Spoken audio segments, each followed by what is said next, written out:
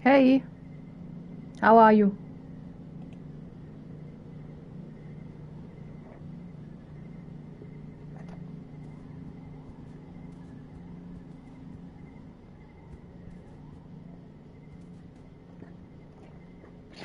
Nice.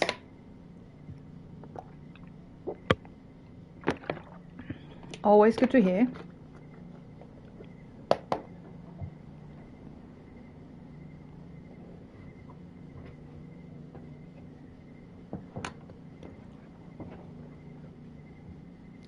I am also very excited about tomorrow and about continuing this game and maybe advancing more towards the end of it.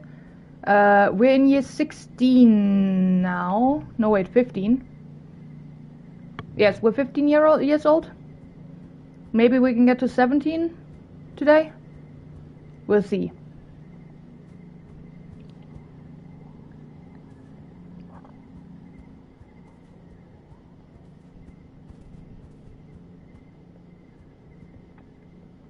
Maybe with food situation now being fine, maybe we don't explore as much, thus being quicker in our year progression. And yeah, tomorrow I really do hope that I don't need more than 2 hours after work to get there. Because then I also like really want to play.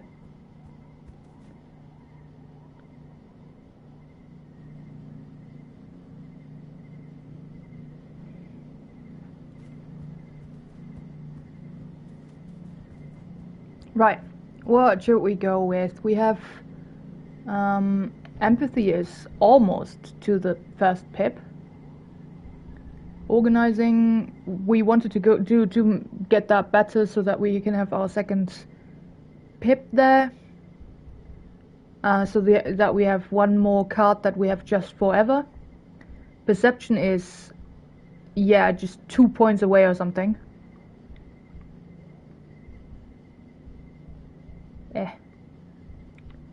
Why can't I just go there? There it is. Okay, yeah, 1 point away, never mind.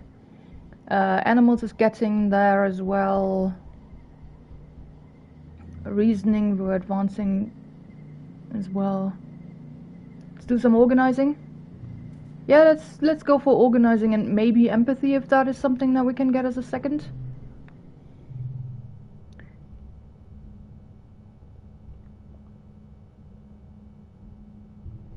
Nope.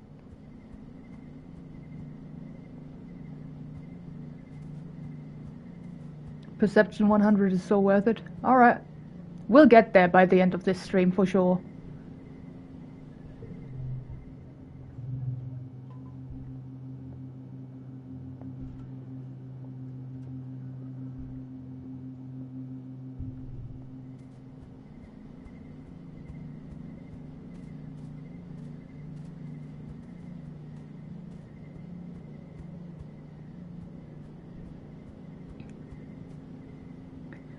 Yeah, it's almost inevitable if you actually go out exploring. It definitely is. Organizing 66 plus does not unlock more slots, but there's somewhere else. Alright. Do not tell me where, though. It's one of the first UMAX normally. Well, our first was biology. But it makes sense, since you get passive perception a lot.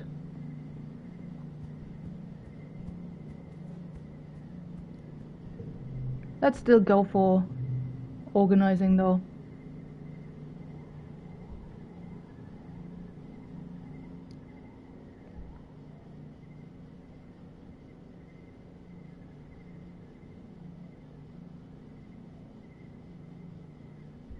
Yeah, fair enough. But we are close to the second upgrade anyway, so we might as well go for it for a little bit.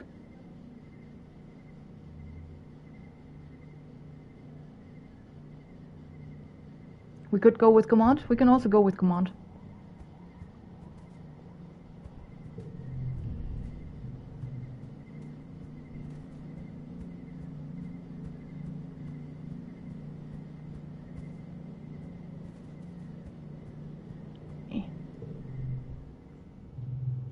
No, that's garrison.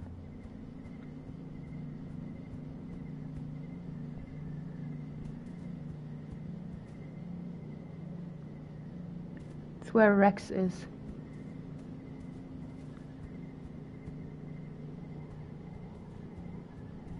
Eep. Delivering supplies it is, and that also gives us the perception. Sure. Seek looks completely swamped when you report for work. Solace, finally, they snap. Though you're not even late. I need you to take care of these deliveries. There's too many. You grumble and bring out the manifest on your hollow palm. What? There's no route planned, and some of these are time sensitive.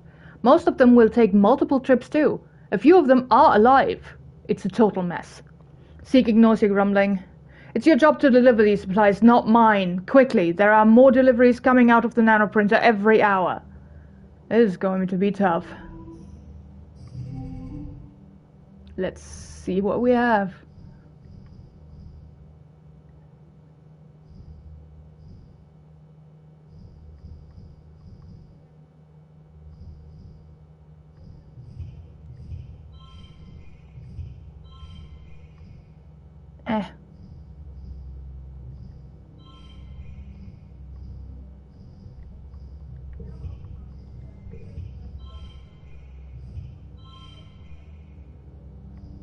Bonus to pairs.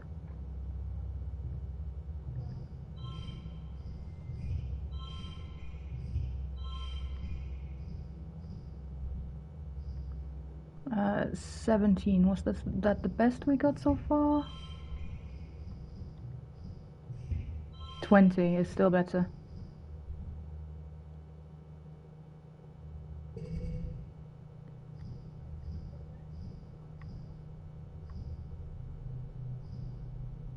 Why do we still have this card?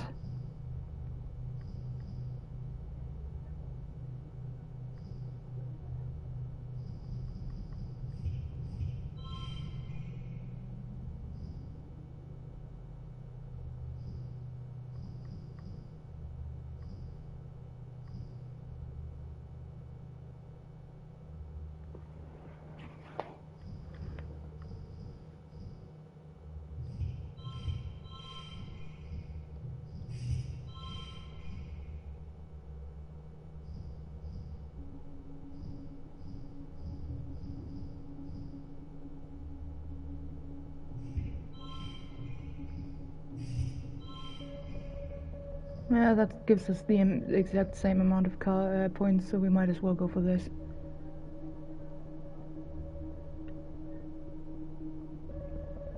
Yeah, this is still a blind playthrough. We'll find that out eventually.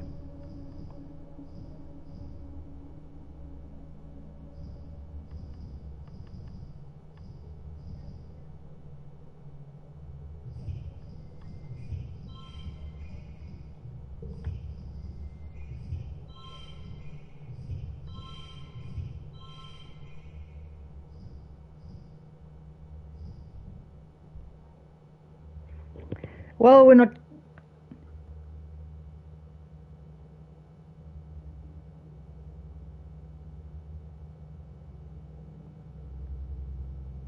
It really doesn't matter too much. Let's just... For now, just continue. Yeah.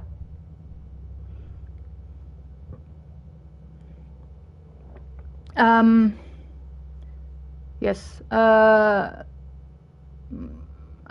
think this is the best we can do with what we've got. There's also not much sense in spamming cards, so we could push through or just not win this.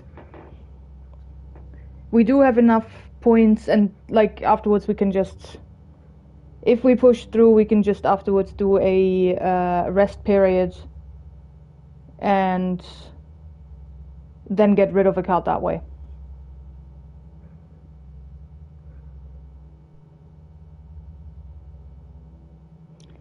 Min-maxing is fun to me, but okay, to each their own. I mean, the thing is, I want to have a blind playthrough. If we go to second playthrough, then maybe you can start giving advice and stuff, but for now I just want a blind playthrough, please.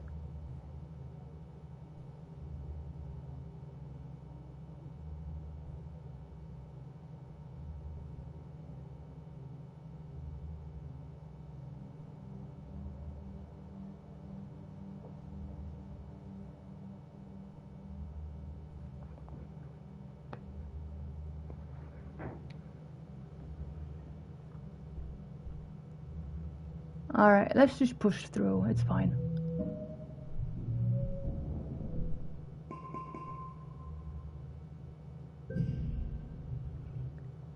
Oh, we got a nice card for that, yes. You don't know how you manage it, but you do.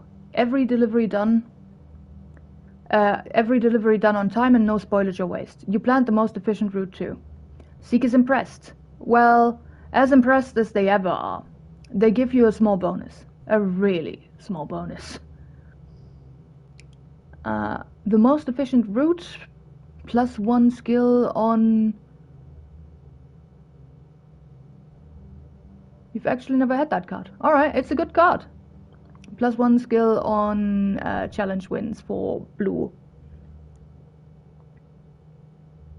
I also did my first playthrough blind and then started to look at guides. I mean, yeah, that's probably also what I'll do. But for now, I'm really gonna go in blind. Increased rewards for delivery supplies. Hell yes.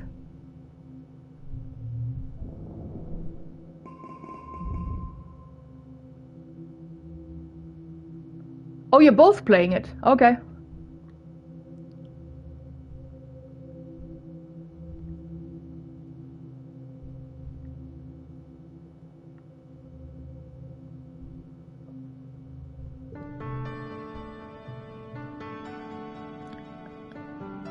The Autumnalia Festival is a welcome day of normalcy in an otherwise chaotic year. Despite some lingering rivalry between the two factions, Autumnalia is a chance for the Helios and the Stratos to come together and appreciate the bounty of the planet.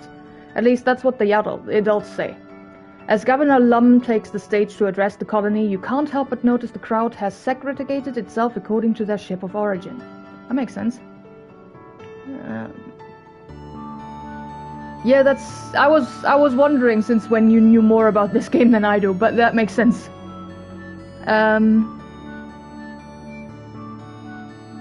Just wanted to know what's possible. I mean, that's fair. Rex shoots you away from over on the Strato side, and Nomi makes a silly face. Vase is surrounded by other young soldiers, all looking sharp in their Heliopause uniforms. With Tension standing beside you, you wonder if the two ships will ever feel like one colony. A fanfare plays over the square's announcement system. Lum's honor guard do a complex drill with their drone rifles.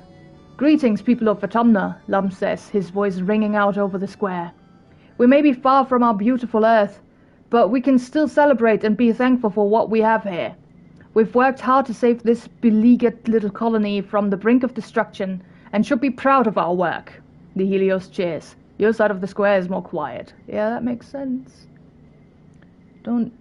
I don't know everything either. I just know a bit of what you can do with the skills and what you can unlock, and a bit of efficiency.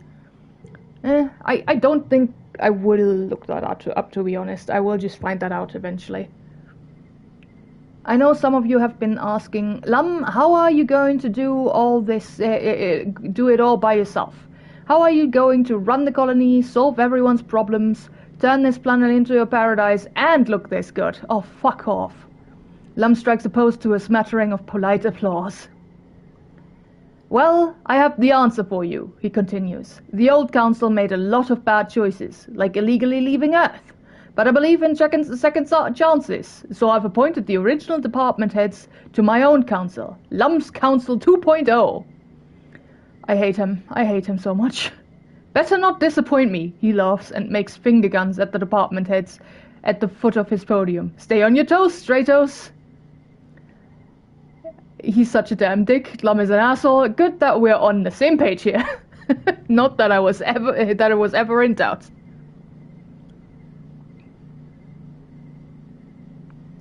I also want to promise everyone here today that we're going to make Vatumna safe for humans, Lum says. The next time those bastard Xenos attack, we're going to blow them up to so many little pieces there won't be enough left to wipe off our boots. We've already got the defenses, he says, gesturing broadly to the new, taller, thicker walls. And we're building homes for everyone. Homes where people can raise children again, knowing that our military men and women are keeping us safe. Oh, fuck you. Big cheers from both sides this time. Some of the colonists around you even have tears in their eyes, especially those who lost family in the last attack. Lum goes on for a while, lionizing the Heliopore's military strength and casting subtle digs at your failed colony experiment.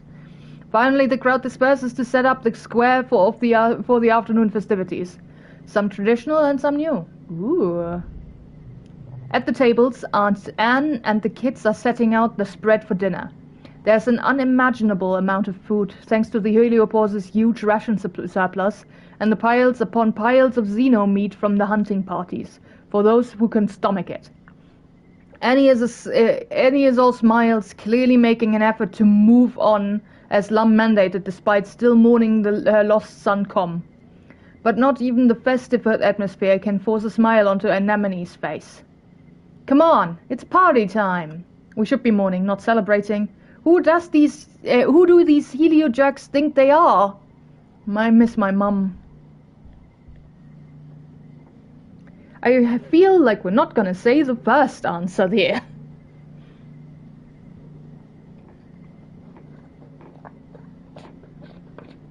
We should be mourning, not celebrating.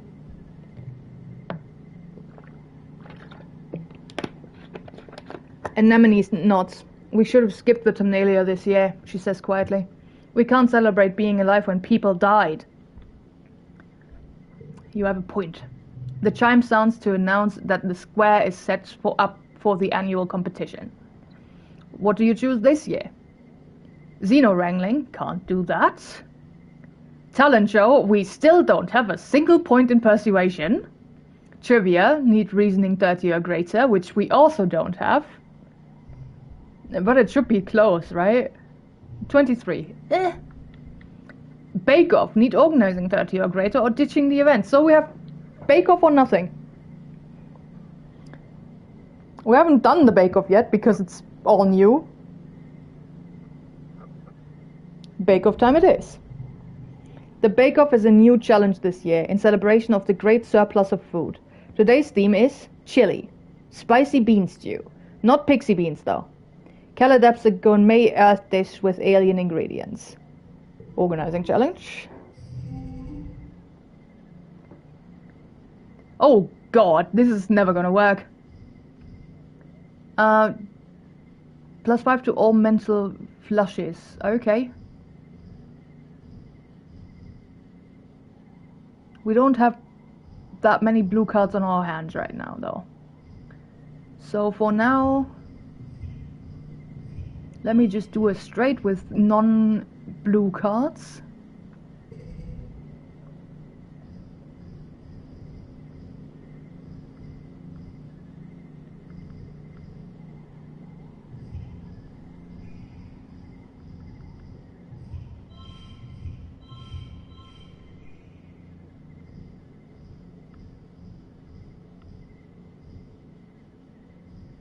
That's an all blue flush.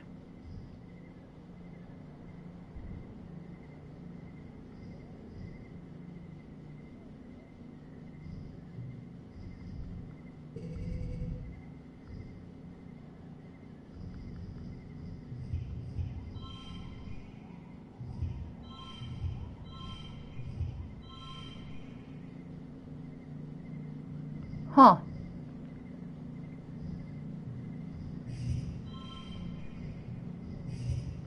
That's 38. And this is 39.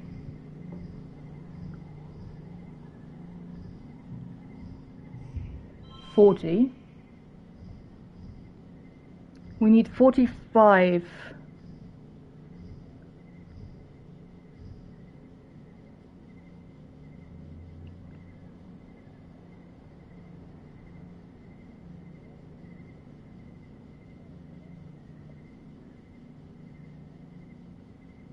I'm thinking.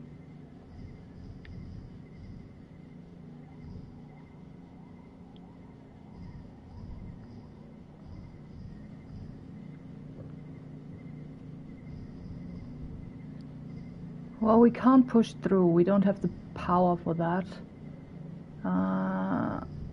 With item, it's possible.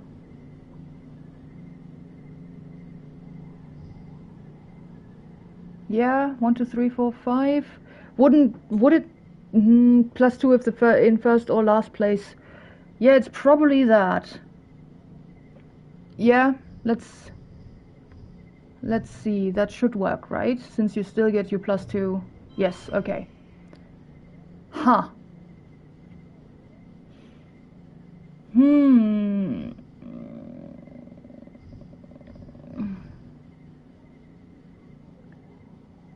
Well, can't make it one.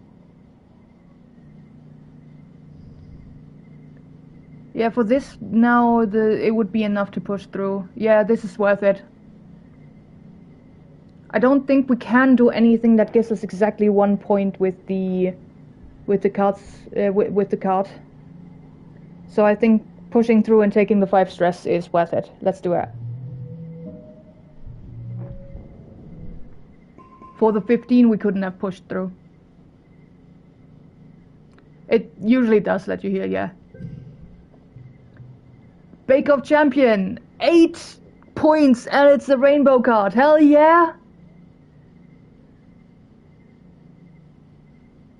It wouldn't have been 2 to 6 with the rainbow card because the card that was the 5 would have lost 2 points if it isn't touching the end points.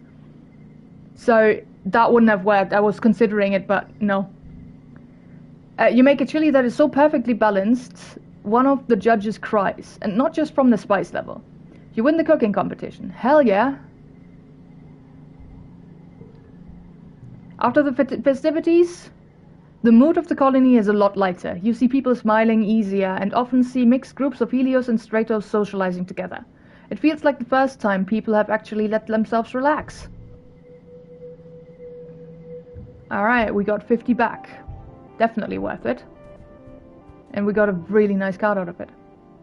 Perception level 3. Avoid blocking events. Slip past all path blocking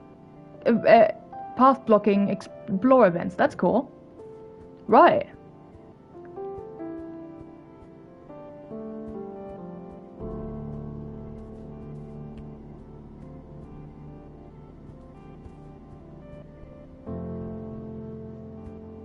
Yes? What is the question?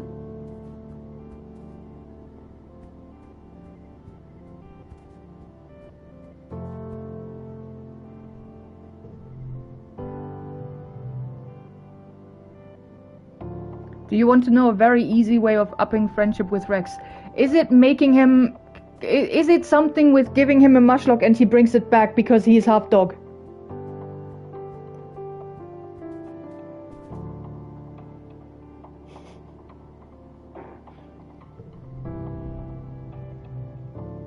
No, but that is also funny. Okay. I think I know where this is going. Alright, sure. No, wait! Hugs incoming! Rex pulls you into his arms, bending his whole body to you. He smells warm and a little spicy, like clean sweat and sunshine. It's a good hug. The kind that makes you instantly just a little more relaxed. Is it just hugging? I'm coming in for another hug.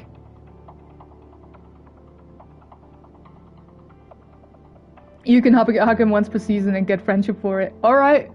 So I did find it by just talking to him. Good to know. Yeah, the second one didn't net me any points, that's fine. Engineering 40 or greater.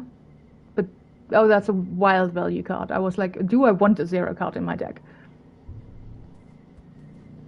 It's, yeah, second one doesn't give friendship anymore, but it's still cute. Should we go for organizing or empathy? Empathy is also getting like pretty close to the first pip.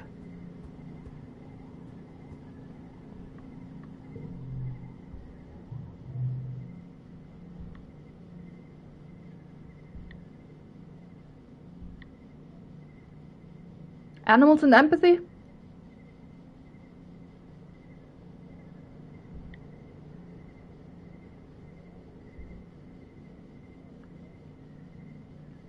Yeah, let's go for animals as well, because animals.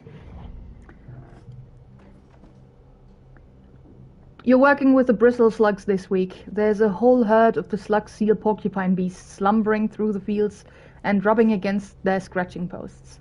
You can walk right up to them and they don't mind at all. You empty the berry catching buckets and sort through the berries, picking out loose stones and planting any that have sprouted. Those ones will grow into bristle slugs too, one day. It's not wet season, when they're fully bristled and cranky about territory, so everyone is playing nice. It's a nice, calm month of picking berries and scritching slugs. Aww. You come back from lunch one day to find the door to the pen wide open. Whoops! You must have forgotten to lock it. Good thing bristle slugs don't tend to roam. You do a head count. 15, 16, 17. You seem to be short one bristle slug. Luckily, bristle slugs aren't very stealthy.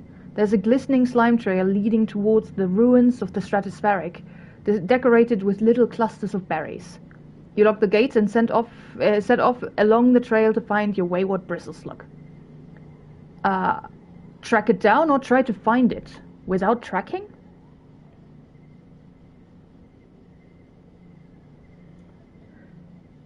Is the other option just running around shouting for it or some shit? Obviously we're tracking it down. Which gives us animals. You easily find the bristle slug. It's gotten itself wedged between two panels, scritching back and forth in the most perfect scratching situation possible.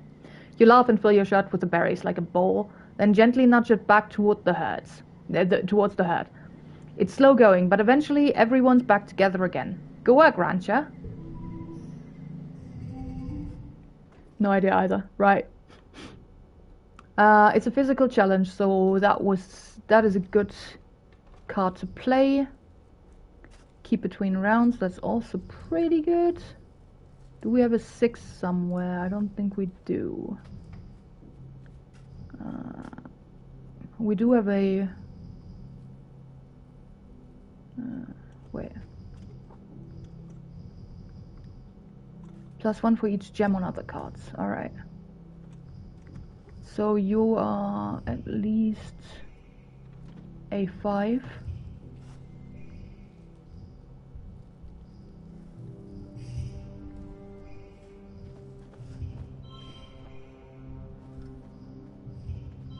You could be a 6, maybe.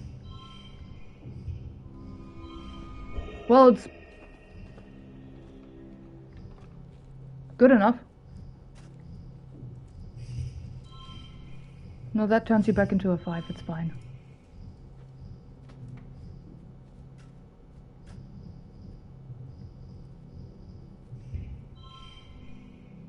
Well, that works. It's still exactly the same amount, but, you know. This way we have a straight in there.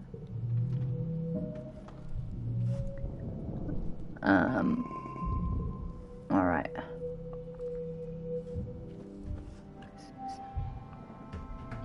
I also haven't had the destruction of the Strato card, nice.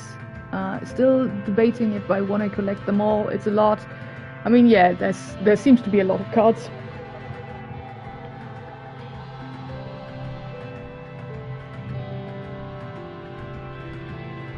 So, were you hiding while the Strato was being destroyed then?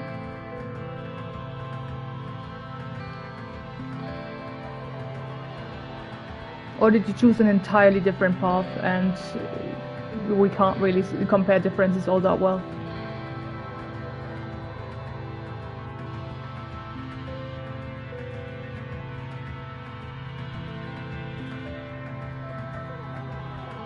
Okay, interesting. Yeah, maybe we just made too many differences. Oh, you chose to hide. Okay.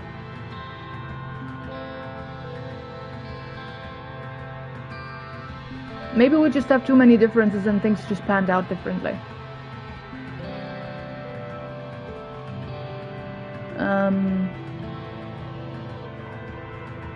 Mostly because I didn't have bravery. Fair enough. Let's go for tending the animals again, because we are almost there with the empathy.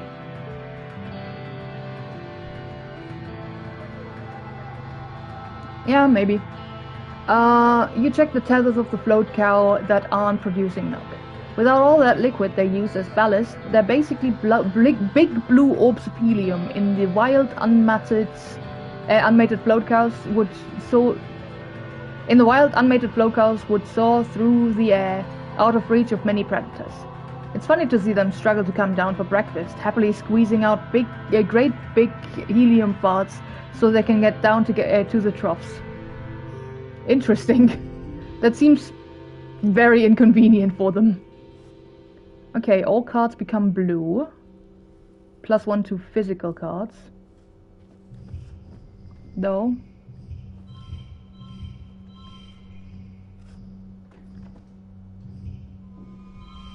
That works. They are very funky little animals.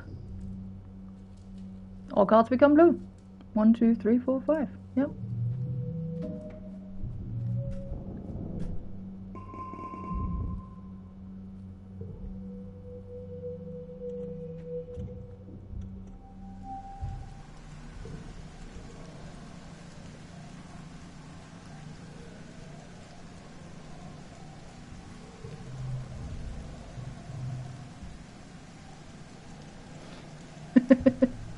Yeah, we're never gonna up persuasion enough to get those, I think. We hug.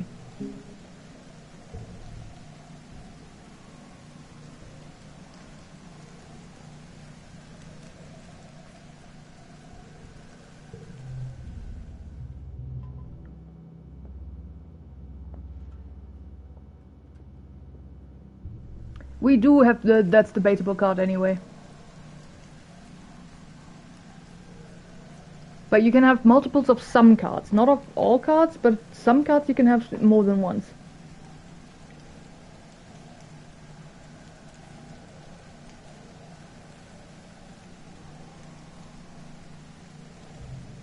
Right, where's my empathy at?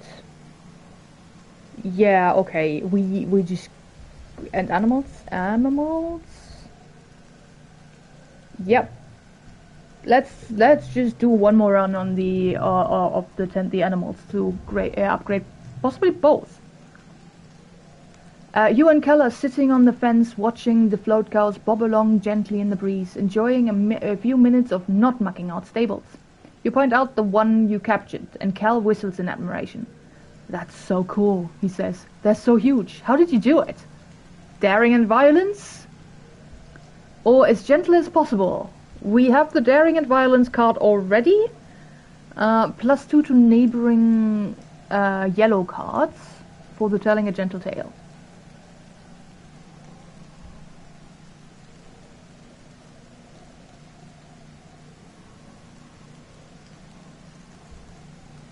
Let's go for the card we don't have yet. You describe how you coaxed the float cow with a handful of flowers until it came to trust you enough to walk right into the expedition's vehicle and come home with you. As Cal listens, he smiles and nods. "That's how I would have done it too. I mean, look at them. They're so gentle." Telling a gentle tale is useful sometimes. I mean, yeah, I can see that. He rubs his chin. "I don't know what to think about ranching, honestly. It seems kind of mean, like we're stealing wild animals and controlling everything about them. When they can eat, where they can go, even when they can have babies. It just feels rude." But I saw some of these cows when they got here, he continues. They didn't look free. They just looked sad. Like they were so skinny and scared. He waves his arms towards the gentle lowing herd of float cow. And now look at them. They're doing great here. Honestly, don't you think it would kind of nice if someone took care of you for the rest of your life? Sounds relaxing or no way?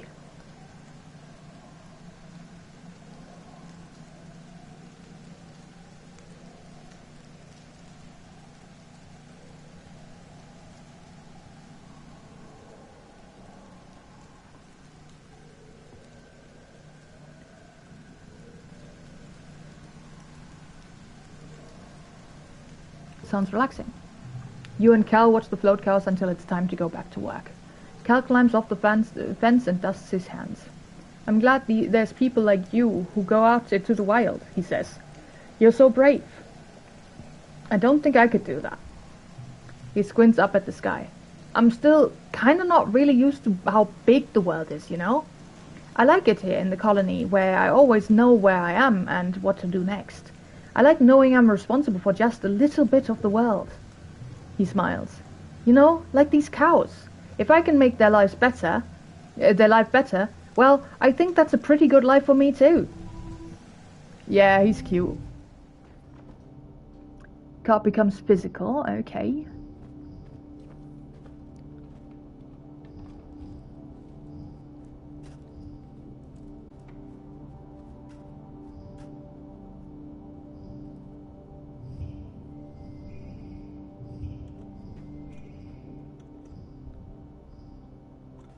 For each unplayed card, yeah, you're going down again.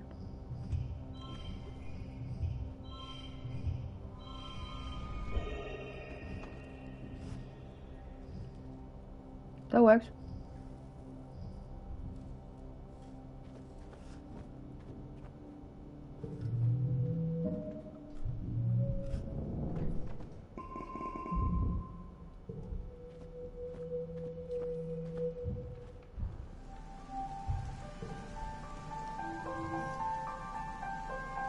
Empathy level 1. Spa. Pay to remove cards in the court of Spa. Well, I mean, we found out.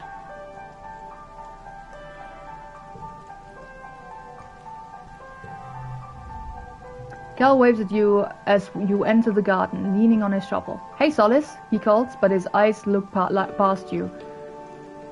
Down the path to where Anemone is beating the absolute tar out of the training dummy. Her fierce battle cries echo across the colony, making Cal wince. She's been going really totally hard lately, huh? He says. He scratches his face, smearing dirt across his cheek. She asked me yesterday if I wanted to spar with her. She said it would be good for self-defense. Cal smiles sadly at the memory. I told her I don't want to fight. Not her, not a training dummy, and not anything on this planet. For real. I've never seen her get so mad at me. She called me a baby and told me I'm just gonna end up forcing everyone to protect me because I'm weak or helpless or whatever. He seems upset and stabs the ground a few times with his shovel. I just don't think it's right to fight anyone, especially the Xenos. They were here first, he says. What do you think, Solace? Fighting is how we survive. Sometimes you don't have a choice. Violence is never the answer. This is where I wanted to get, yeah. But I like that I found out by myself. It just feels nicer than being told the truth. The thing for me.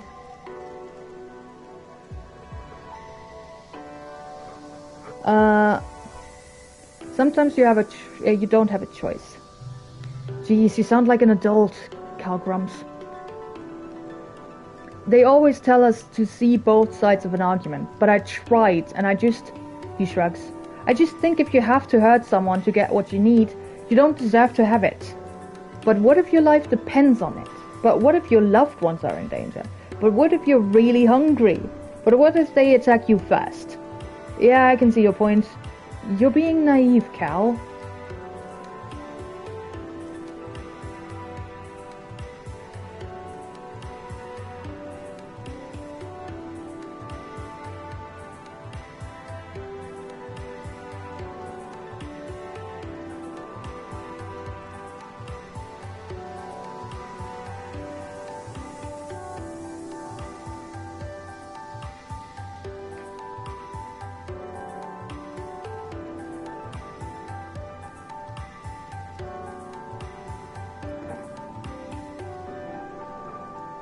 Alright,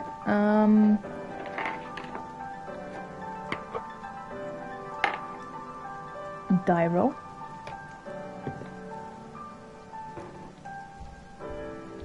One, two, three, four. But what if they attack you first? Cal throws his arms up in disgust. If something attacks you first, you probably did something wrong. Maybe you shouldn't keep going places where things want to attack you. Then I'm just gonna go for the other one. But what if your loved ones are in danger? I mean, that's totally scary, but you kinda shouldn't be putting your loved ones in situations where they could be in danger in the first place. That's not how things work sometimes, dude. Just going down a street can get you attacked by somebody and you don't deserve that. And you're not in the wrong place. And, you know...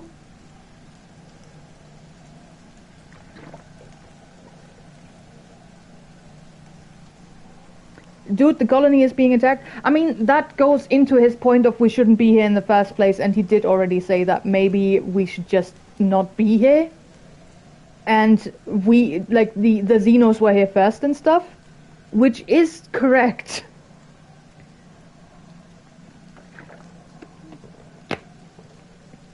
You're being naive, Cal. You tell him sometimes you just have to fight. Nope. Cal says, nope, nope, nope. Nobody's life is worth more than anyone else's life. It doesn't matter if they're human, Xeno, or anything else out there.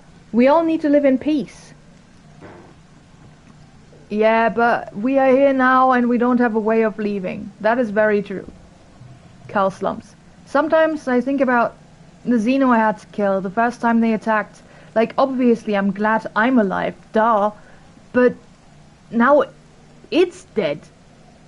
His eyes go back to Anemone. She stops sparring with the training dummy and is looking up at the gardens as she has a drink. Neither she nor Cal wave at each other. It was an accident. I didn't mean to kill it, Cal continues quietly. It just happened. I wish I could tell it I'm sorry. Cal has such strong convictions. It's one of the things you like best about him, even if you don't always agree with him. Cal's strength, 2. You spend a few hours following Cal through the gardens. The adults have given him a portion of land to plan out for the next planting season. It's a big responsibility, but instead of feeling proud, you can tell Cal is a little distracted by your conversation. He keeps looking over in Anemone's direction, but she seems determined to ignore him. When you finally head out, you're just as dirty as he is. The dirt sticks under your nails no matter how many times you wash your hands.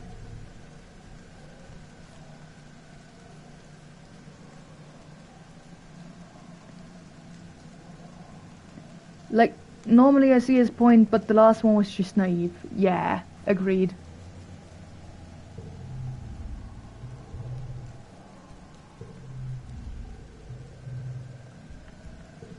Hug?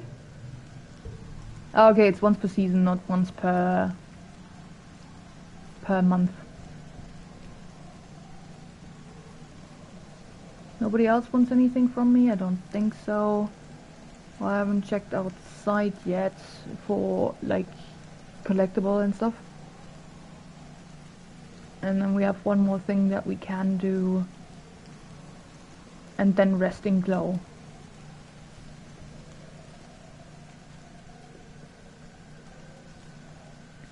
Like, yeah, this is as far... It kind of... Exploring doesn't make sense right now. So either we rest right now and then go exploring next month. Like, go outside the area. Or we do one more thing of training up one of the skills. Yeah, I meant look for collectibles, yes. And then maybe we could go exploring outside next season, or we just don't do any exploring this year. I don't think we have done any. But that's also fine by me.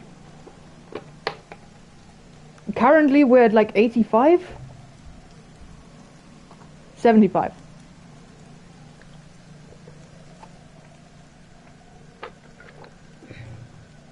So yeah, we have one more thing that we can do. You could go to the spa, fair enough. Probably a rec center.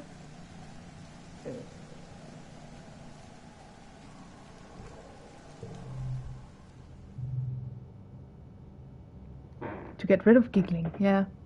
Let's just visit the spa and see what that is about.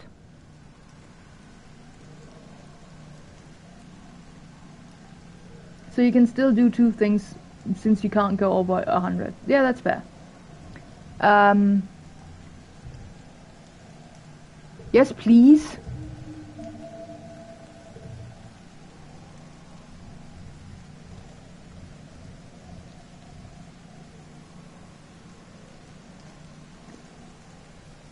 But not exploring because that would land us in glow. We can still go like relax now and then go out next season, which is the season before glow. So we can go out exploring if we want to.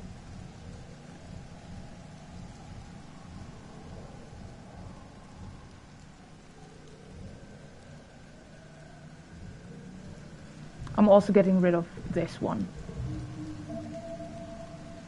Yes. I meant month, not season, sorry. First words, fuck off. Everything else at least has a thing on it, you know?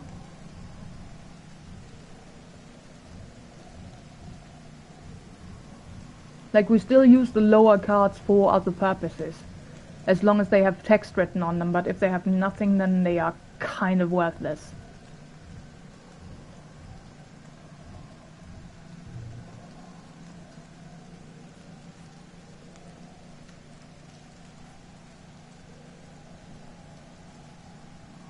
All the low cards with our powers aren't needed. Yes.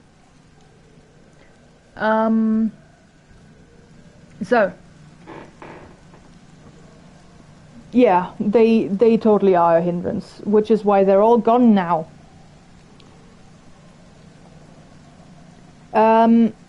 Yes. Wait, let's check the shop, actually.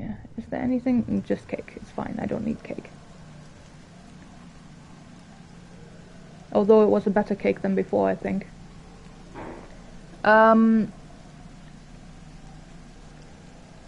We are very close in animals. Is there something else animal-wise than we can do that doesn't have empathy in it?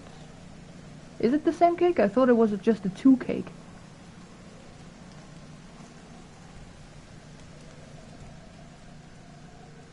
Oh no, wait. It's, yeah, it's, never mind. It is the same cake. Yes. The number is how many cakes there are, not the value of it. Yes, it is a collectible, not a card. Sorry.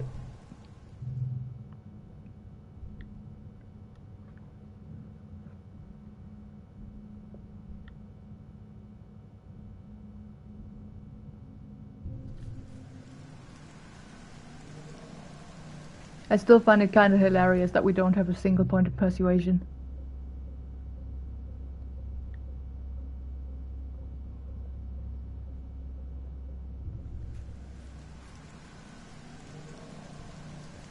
It was always there. I think we did it once and then lost a point in it or something. We're just not very persuasive.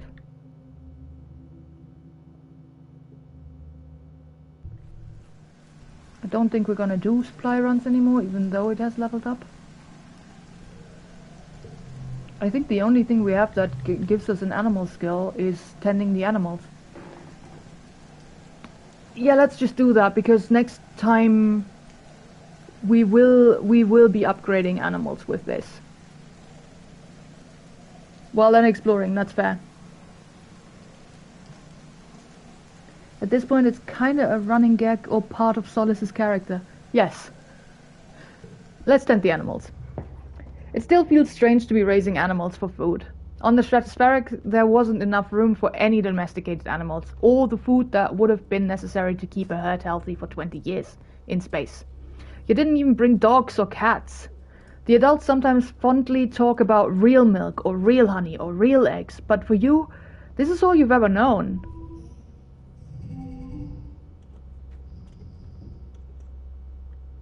Okay.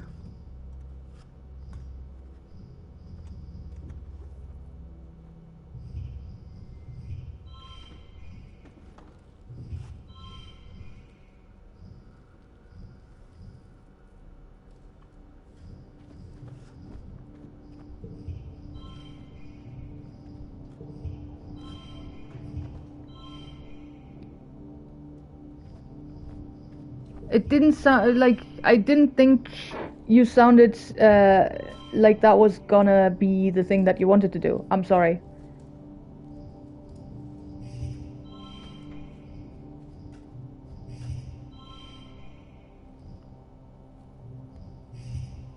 There we go. That works.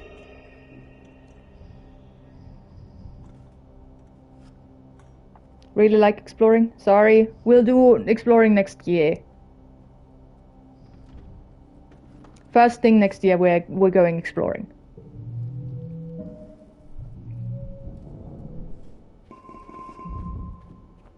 If we survive the end of this year.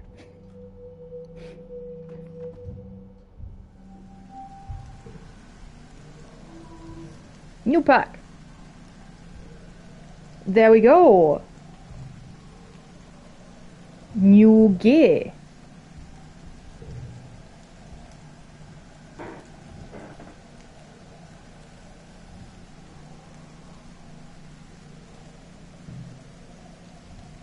I mean, the +5 challenges is really good, isn't it?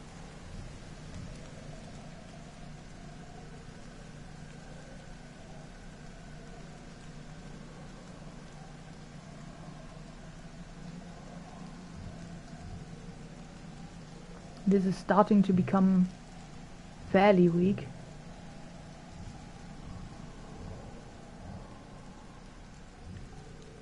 Maybe like this.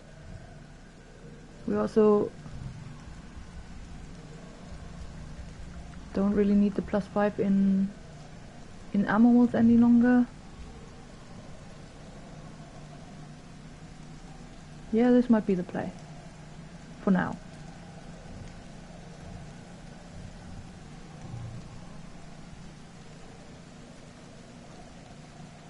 And red challenges are also going to come up very soon.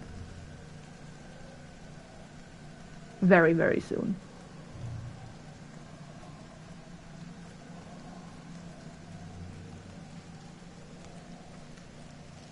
Anybody around? Well, resting now kind of makes no sense, does it?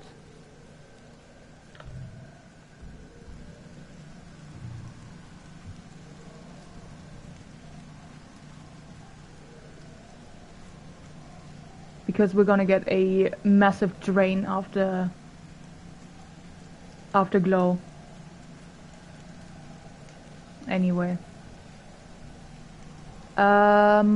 Organizing is getting there. And creativity is getting there again. Do we have something for organizing and creativity?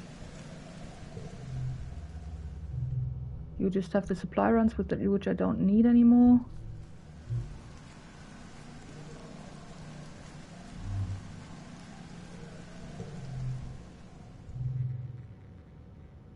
Creativity and bravery.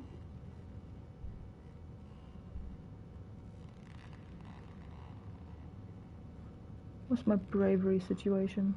Bravery is fairly far back. Yeah, practice the musical instrument. You've been practicing the photophona by watching tutorial videos and copying what you hear. But that's just one part of learning how to make music. It's time to write your own music. What kind of style should you use for your compositional debut? Something peppy and fun, something slow and thoughtful, something angry and spicy. We are a teenager.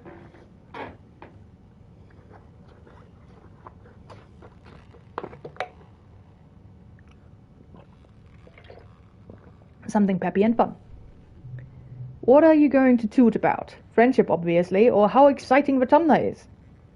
Yeah, the planet where we lost our mother. Recently. Like, a year ago.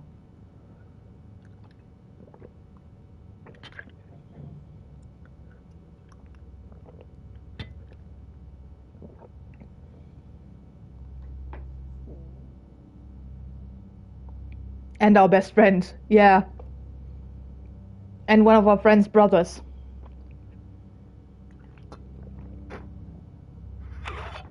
Mm.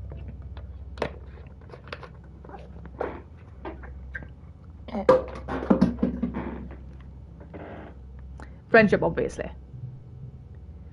Perhaps the real colony was the friends you made along the way. No, wait, that's actually... You sit down to compose your great work. You have to...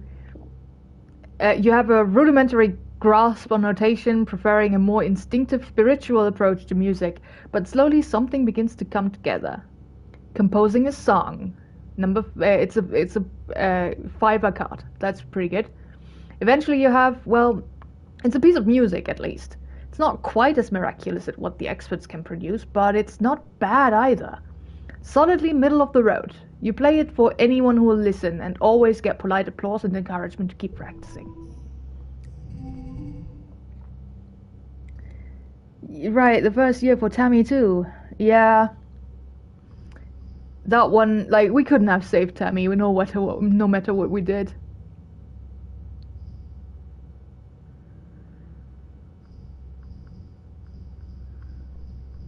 Gems on cards. We definitely get 2 gems. So you're a 4.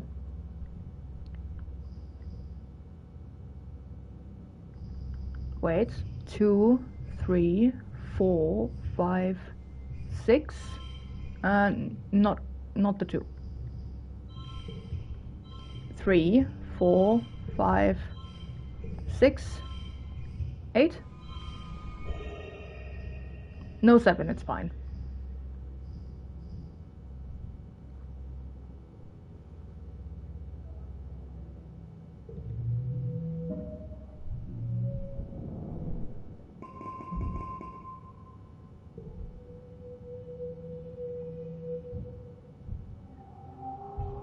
Glow.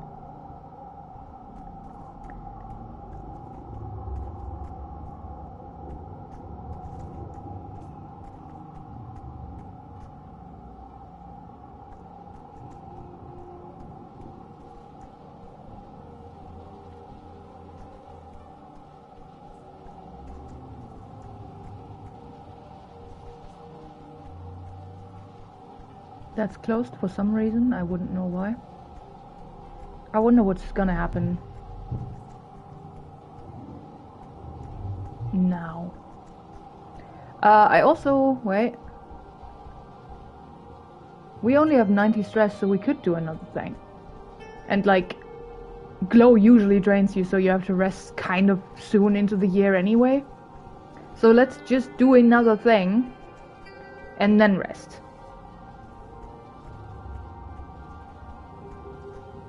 Or should we rest so that we have the potential of pushing through in a card battle in glow? Huh.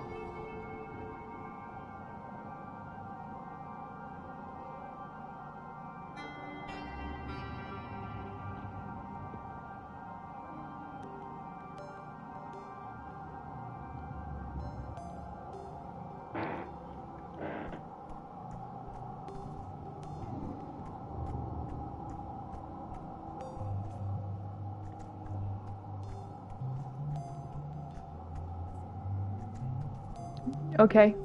Thanks for believing in me. With only 10 stress to go, our options are more limited, but we can go for another thing. We can go for the photo fauna again, because creativity is getting very close to the first pip. Ish. That nets us 3 points, so we would be at 31 of 33.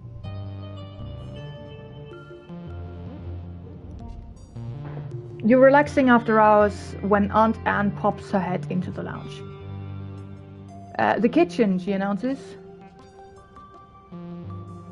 You can literally do anything, yeah. Wait, did I go for relaxing accidentally?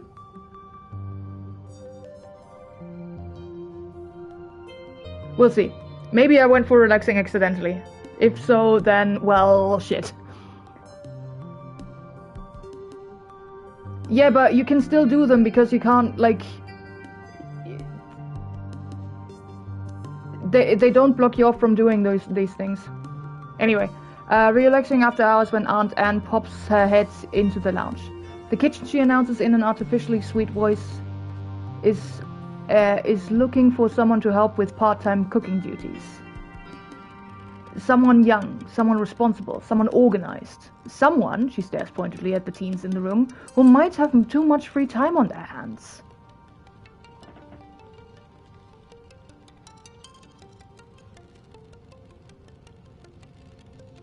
Yeah, you can't be over 100. You can do them with 99 stress. Yes.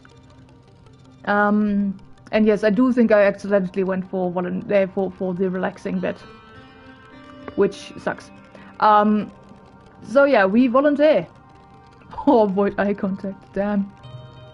No, I didn't. Okay. She bustles over to you. You'll be perfect, Solace, she says, hugging you. Then loudly to the others in the room, she declares, I'm glad somebody around here is responsible enough to put in their share of work. We are not cooking in the living quarters. Okay. Everyone else ignores her, shifting awkwardly. No one wants to disappoint their auntie. Aunt Anne gestures towards the nearby cafeteria and tells you to come by next week so that she can show you the ropes. Get to work. Oh no, we did go for playing the photo fauna. Because, okay. This is just something that happens. Good to know. It's fine, but it also auto-saves before anything you do if you want to go back. No, okay. We did the thing I wanted to do, so that's fine. Last card gets a +2, so there's a 7.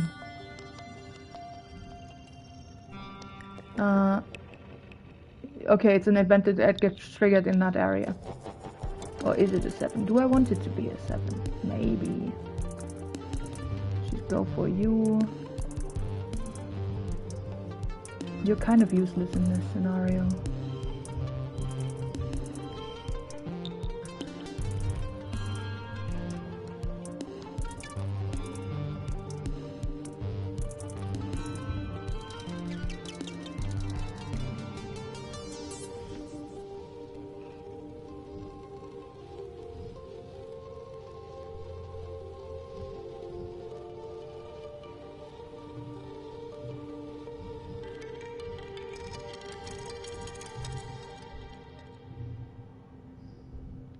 Yeah, I'm drawing a card.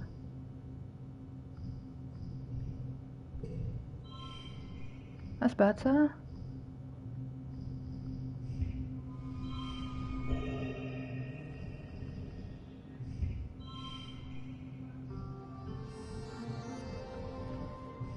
Yeah, 1 point difference. Yeah, let's take that then.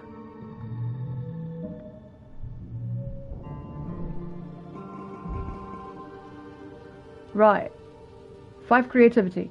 Yes, we got the creativity thing.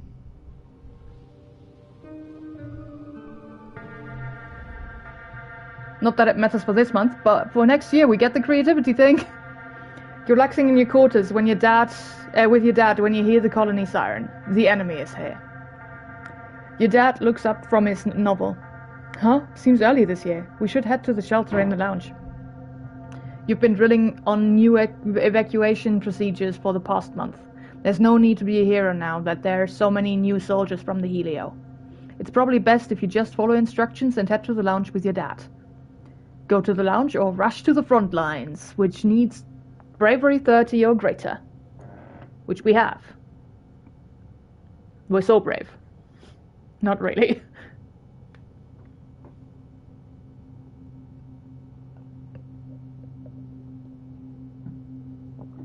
Alright, we do the brave yet stupid thing.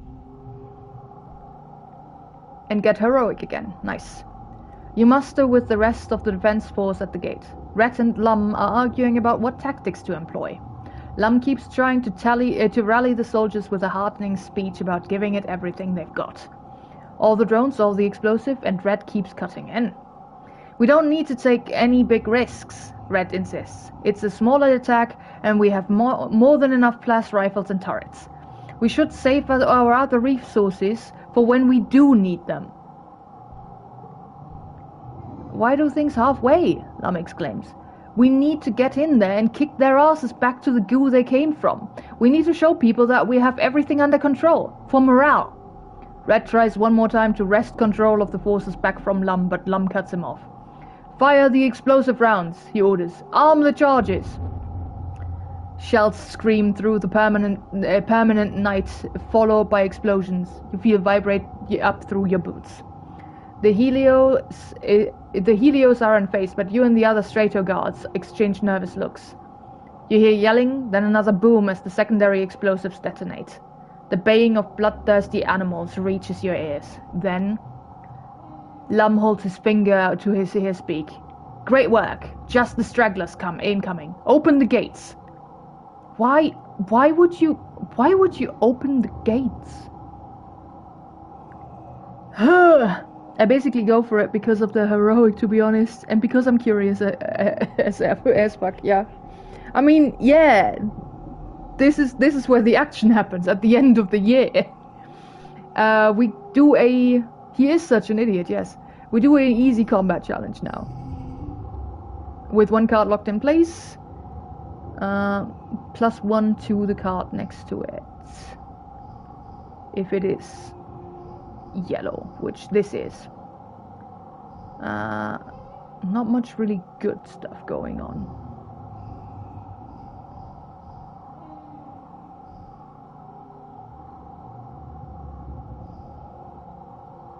Keep between rounds, might as well. Then use this. Yeah, next round. I do not like that one of my weakest cards is the one locked in place.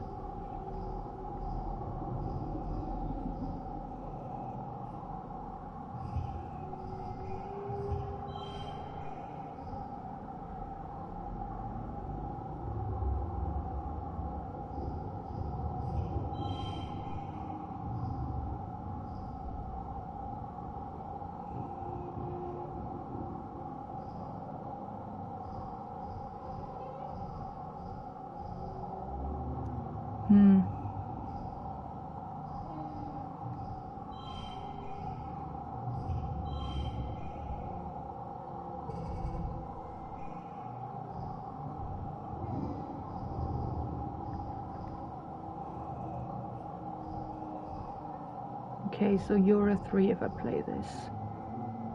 4, 5.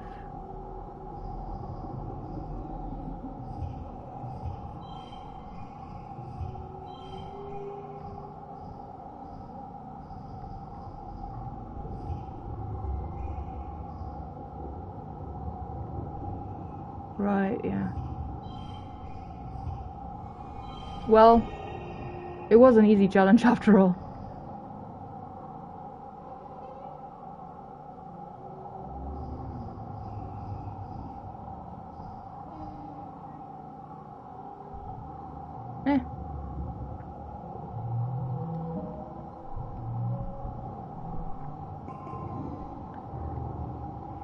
You face off against the lesser Xeno, some kind of fin semi-aquatic thing, already half dead and limping doggedly through the gates. It's almost comical how easy it is to stun and kill it. By the time you're done, the other soldiers have dispatched the rest of the creatures. Smoke drifts in from the battlefield from the explosions, an acrid scent of triumph. After the attack, Lum gathers everyone in the lounge and holds a big celebration for the soldiers. There's feasting and drinking and songs of valor, and as the party goes on long into the night, some drift away in pairs, or more. Mars and Rex keep the dancing going. Even Anemone seems to relax, especially when the other cadets invite her to drink with them. Tonight, everyone seems convinced that this victory means the colony will be safe forever. Maybe it will be. You sure want to believe it too.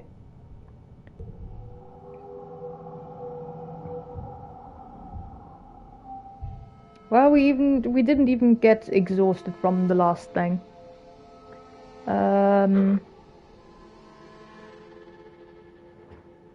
We have 11 provisions. That's still not great, but we want to go out exploring anyway, so that's fine. Start age 16. New pack. New cards in the depot. Okay.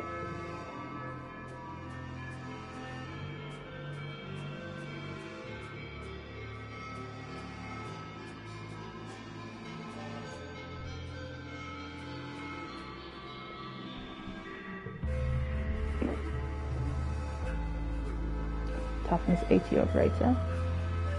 My toughness is nowhere near that high. You need a combat one, right? Combat 40.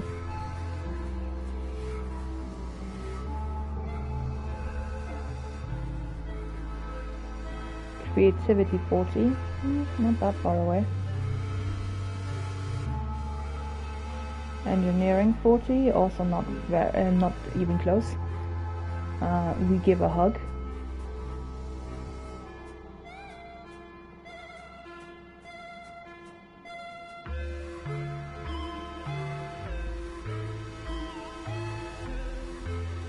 Nothing. You need bravery, right? Oh!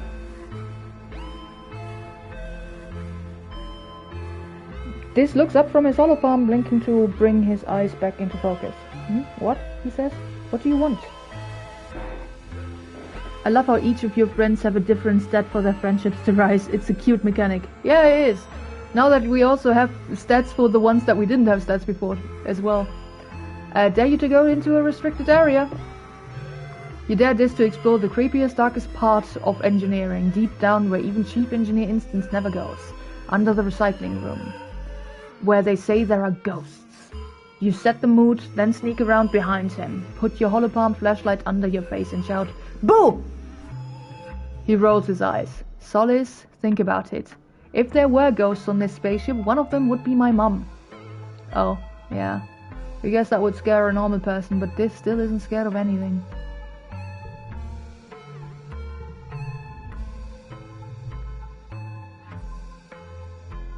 Bravery 80 or greater.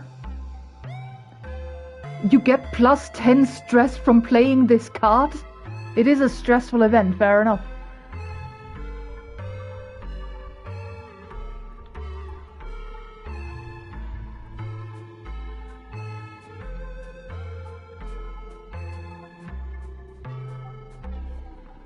Love that boy. Fair enough. He's a good boy. Oh no, I already got all of your cards then. There's a mushlock. I missed the mushlock. Mushlock. 80 or greater in animals. Halfway there. More than halfway there. We have 69. Right. How am I this blind? There it is.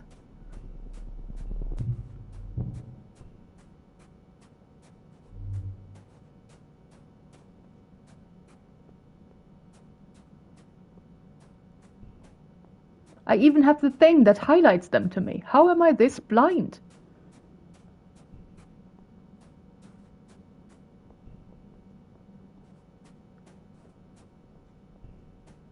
Right. The new colony setup is very big, yes. What kind of resting activity do we want to do? We can still theoretically do one more thing before we rest.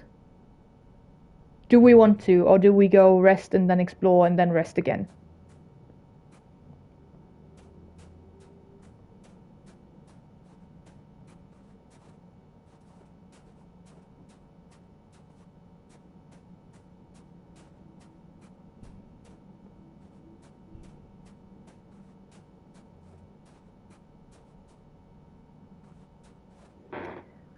Let's rest. We have the tower, the garden, or the lounge, right? Yes. I think that is the rest, all of the rest spots that we have. The park. We also have the park. Oh yeah, that is the garden. Never mind. I vote the garden.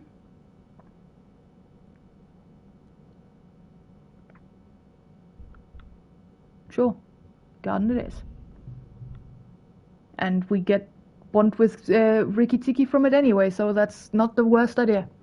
You spend some time with Riki Tiki. Apparently, humans didn't really domesticate dogs. Wolves just started hanging around humans, knowing that they got given leftover food when they cooperated. That's kind of what you hope will happen when the Riki, with the Riki, probably.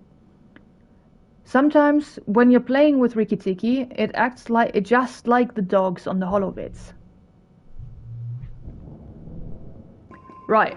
We get to forget either one extra card when drawn, or +1 for each unplayed card. Usually we do play all of our cards. And they're both just a 1 card. It wasn't worth enough for me to sell them, to pay for the thing. But yeah, it's definitely worth it getting rid of one of them now. Paperwork? Goodbye, paperwork. The suns rise again after glow, heralding a new year. It's your 16th birthday. You wake in your new quarters, blinking into the watery sunlight. Dust motes float through the air, and you take a moment to enjoy the perfection of your bed while you listen to the sounds of the colony waking up outside. So much has happened in 1 year. Just a few short months ago, you thought your life was over. Now it's better than ever. There's plenty of food and the colony is safe. You even have your own bedroom. You're considering snoozing until your dad wakes up when your reverie is interrupted by someone banging enthusiastically on the door. It's Cal. Happy birthday, he exclaims, giving you a big hug. I wanted to be the first person to say that. Alright. Thanks, Cal. It's one of the cards you can have multiples of, and you really don't need multiples of it. Yeah. I also think we still have some, don't we? No, we got rid of the other one at some point. Yeah. We did at least have 2 of them, I think, at some point.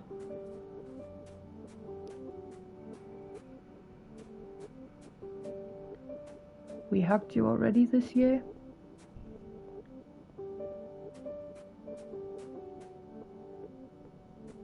We're still heroic, so going outside is really the play here.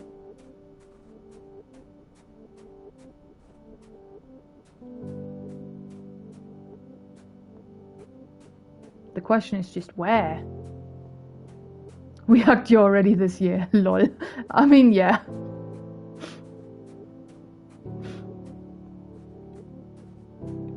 But I did already hug him. Where this is, I mean, yeah. I was just looking around to see if things were happening. I was looking for collectibles and didn't find any. Okay, explore nearby, survey the plains. That is bravery and perception. This is perception and animals. Forage in the valley, which is perception and biology, both of which is maxed out. And survey the ridge, which is engineering and perception. We get perception from literally everything. Yeah, we've not done the ridge, which you can see by how low our engineering points are. Let's go to the ridge. Survey the ridge.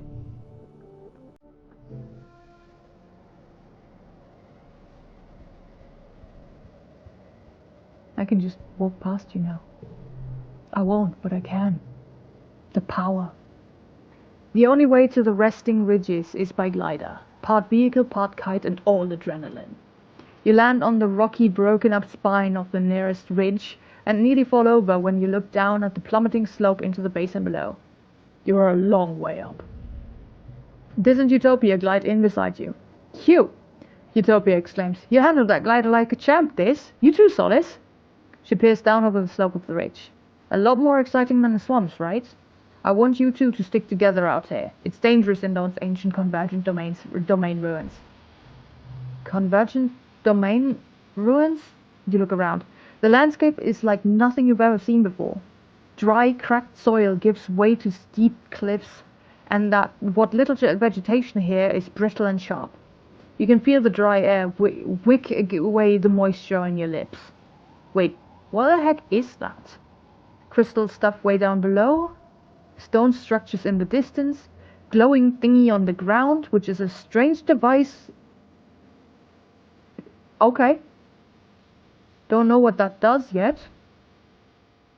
Cute little nose doing on your cute little face, which is flirting with Utopia, which still is something that I don't think will work. Love the ridge. You can do all but the last, which I do.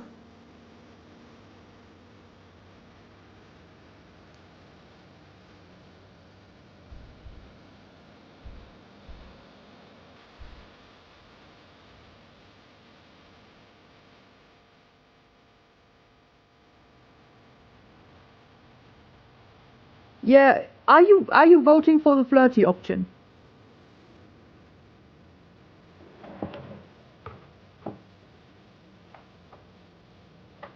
You're voting for 1 to 3, okay.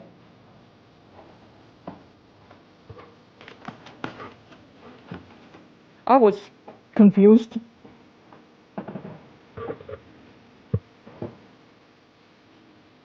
I also go 1 to 3. Okay. Shall we go for this one then? The strange device. Glowing thingy on the ground? Don't know what that does. Maybe it'll tell us then. Or maybe it's for something later. Let me just top up my glass. As fair, Utopia would not be the one I'd flirt with. Yeah, she's also a lot older than we are. Alright. Glowing thingy on the ground? You point it out. Utopia gives it a nudge with her foot. It beats me, she says. You're not the object. It's pulsing with light and warm to the touch. Hold up, Utopia says. Don't just go picking things up, Solace. Could be radioactive, you know? Utopia waves a holopalm crystal over it, then checks her interface. Only a little, she concludes. Whatever it is, it looks old, like thousands of years old. We've been digging up glowing gadgets all over this region, but got no clue what they're for. You hang on to that one, maybe you'll figure it out. Oh, okay. And what is that? Yeah, so apparently we're just doing all 3. I think. Crystal stuff way down below? Oh, those? Utopia says, pointing to a crystal formation so densely packed into the ravine that it looks like a sparkling river. More outcroppings of crystals decorate the slopes. They're all over the place. Be careful with them. Not sure if they're animal, vegetable, or mineral. She points off into the distance. There's a big island of them over there, like a glacier. Covers the whole damn place. Might be related to the convergent domain, but we ain't sure yet. Okay. Stone structures in the distance? Well, there are buildings here, Utopia says. Traces of them anyway. Maybe 10, 20,000 years old? We sure didn't put them there. This lights up at the prospect of doing alien archaeology. We've checked them out, but not thoroughly. Mostly just trying to get a feel for who lived here, and why they ain't here no more. Based on glyphs, we've started calling them the convergent domain. Whoever they were, they built things to last, Utopia admires. It ain't just arrowheads and cave paintings. There's real architecture, machines even. Can you show me your physical cards for a second?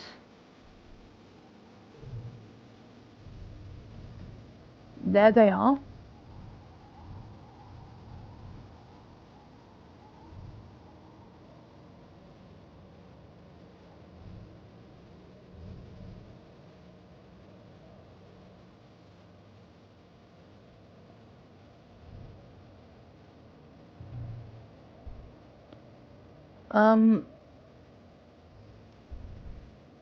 Wait, what? Tell me more, or... Oh, okay.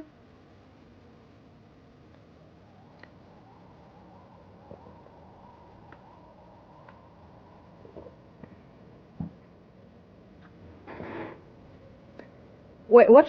Tell me more. I wish I had more to tell you, Utopia says. Most everything we found just poses new questions. The structures read more organic than anything, so does that mean their gene tech was super advanced?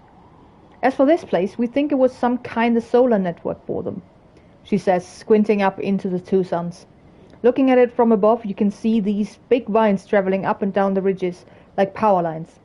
And there's hardly any plant life elsewhere, like they soaked up all the energy and made it a desert. But what they used that energy for, she says. And if there was a civilization so big and so advanced on Vitamna, why can't we find many more traces of it? Where are the cities? What were the dumpers for? And what happened to them all? She's right, that's a lot of questions. Maybe you can help find some answers. Okay. So anyway, those ruins are the main thing we need you to survey while you're out here, Utopia says. But keep an eye out for anything else weird. Utopia claps the dust off her hands.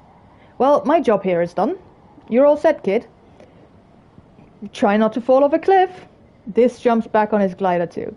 As usually, he's going to scout on ahead and catch up with you later. Okay. So funny, yeah.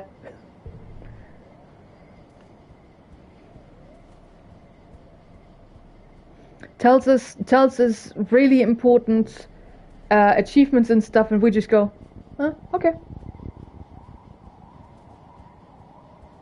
I can just go past these things now and look for the collectibles first. Hello, strange device.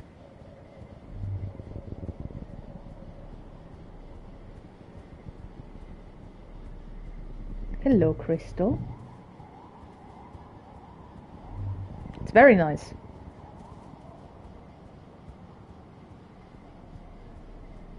Oh.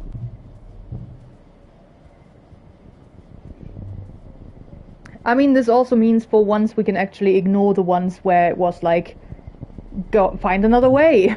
Because before it was, well, either you say that and literally just go back to the colony, or you kinda have to do the thing.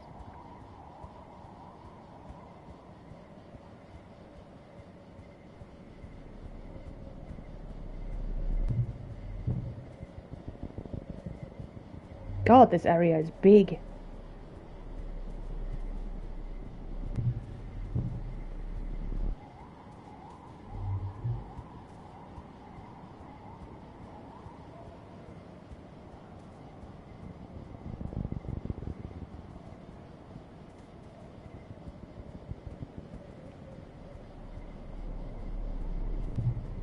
Ooh.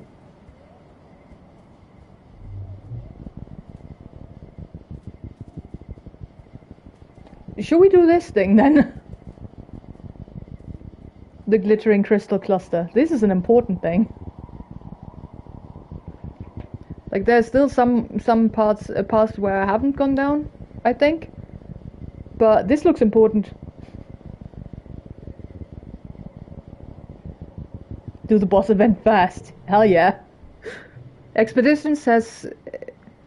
I don't see why not. Expeditions has been collecting energy readings from this area, tracing the invisible ley lines of power like the one from the thumper that brought you here in the first place. They've pointed you to this cave, a nexus of power at the convergence of many lines. You can feel the energy is different here, like a barely perceivable hum that prickles up the back of your neck, like something is watching you. It's likely that this was some sort of important place for the convergent domain, Utopia says, leaning on her glider. I've sent teams through, but it gets mighty tight in there. I'm hoping you and this might have better luck wiggling in there, she continues. Good plan, yay! Might be the caves inside open up again, and if they do, take plenty of readings and report back to me. This is vibrating beside you on nearly the same frequency as the weird power fluctuations. This is the real deal, he whispers mostly to himself. Utopia nods and leaves you to it. What's the plan? Prep your caving equipment, enter the cave, or leave for now. Ah yes, send the tiny children into the caves. That's what I'm thinking. We're consenting teenagers who don't have the power to consent. At least not for something like this, because this is just stupid and reckless and we shouldn't do this. Prep your caving equipment. This time you get headlamps and a little recording drone with a floodlight attachment. I mean, at least they're not that tiny anymore at 16. Yes, but still, we are very much not grown-ups. A little recording drone with a floodlight attachment, a tiny buzzing flying thing that circles around your heads and sometimes illuminates what you want to look at. Cool. It's intelligent, which just means it won't just do what you want. This bats at it in annoyance. Utopia also left you an anti-grav belt, with warning to practice extreme caution while spelunking down there. They make you lighter so you can climb more easily and won't hurt yourself as much if you fall. Sure. We got perception, yay! Enter the cave. The narrow entrance leads into a bigger room that animals have clearly used as a den. It's enormous, with glowing mushrooms on the walls and piles of bones in some crevices. In some places, the walls are made of iridescent convergent domain obsidian, like this was once a great hall millennia ago. You can feel a cool breeze coming from somewhere, but a little bit tricky to find it in the dark. Try to find a way in deeper, which is a perception challenge. We get a +7 on challenges that are red, which is good because we might need that.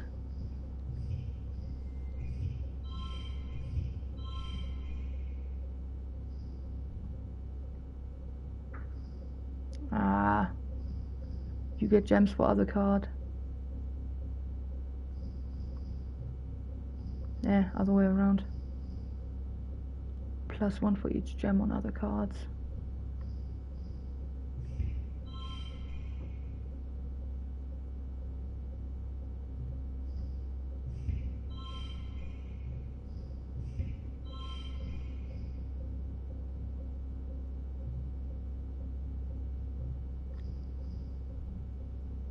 Yeah, let's go with that.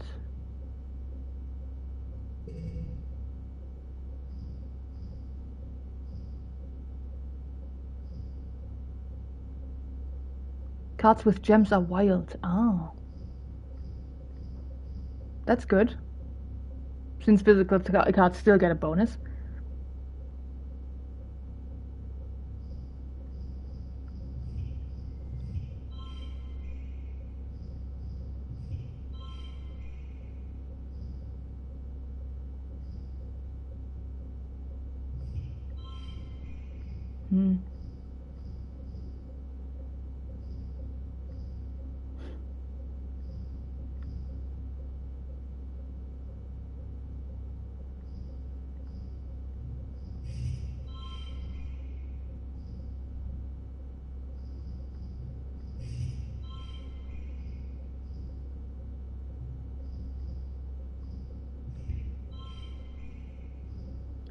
Maybe keep the 5. Keep this card for the next round. Either way, this is gonna be tough.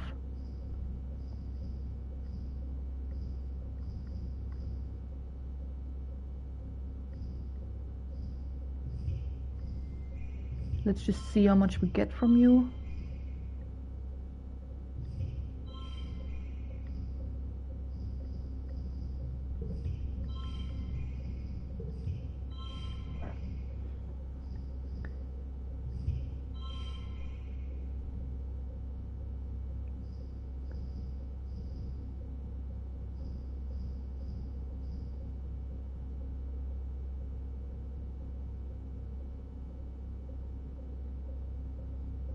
We are 11 points out.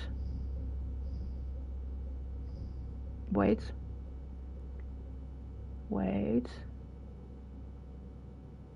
If I do that, then it's a bigger straight.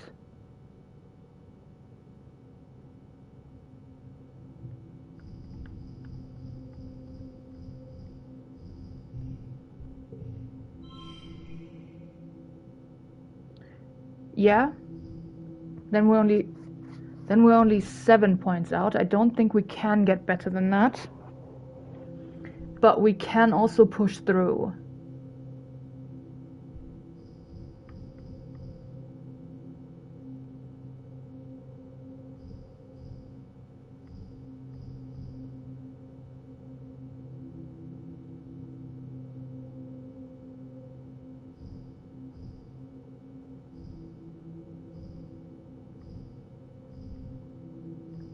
If I could give -1 to a card, I would.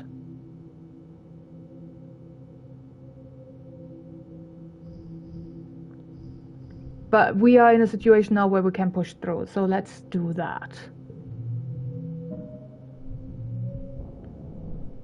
Yay, we got perception.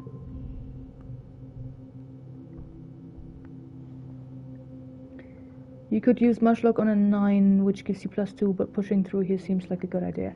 Yeah, I didn't want to waste another thing if, like, we have to push through anyway, and I didn't know how much better I would get with that. BRB, I'm making an Excel sheet for the cards. I've decided to be the collector that my heart calls for me to be. Very fair. You find the source of the breeze by tossing some fine sand into the air and watching which way the dust blows. It's a very tight crack. Good thing you and this are so small. You squeeze through and have to shimmy along on your bellies for about 10 meters, pushing your gear ahead of you. It's uncomfortable, but this excitement draws you on.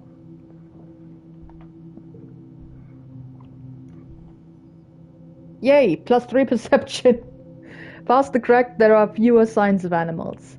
The walls are smooth, grown obsidian, which has a kind of melted rainbow or oil slick look. There are deeply carved glyphs on the walls at various intersections, like room designations or street names, you wonder, and other kinds of basins, alcoves grown into the rock, full of odd protrusions, all ancient and worn and inexplicably now. And inexplicable now. Sorry, it feels homey. You come to realize the convergent domain must have lived underground. That's why there are so few ruins on the surface. As you follow the cave complex down, it's clear this used to be a well-traveled path. The corridors branching off to other places are now blocked off, as if a big earthquake had rattled this whole area. Only this one main path is still clear. It's too convenient to be a coincidence. The floor of the cave slopes downward like a slide, and it's quite slippery. Pay attention to your footing, or you slip.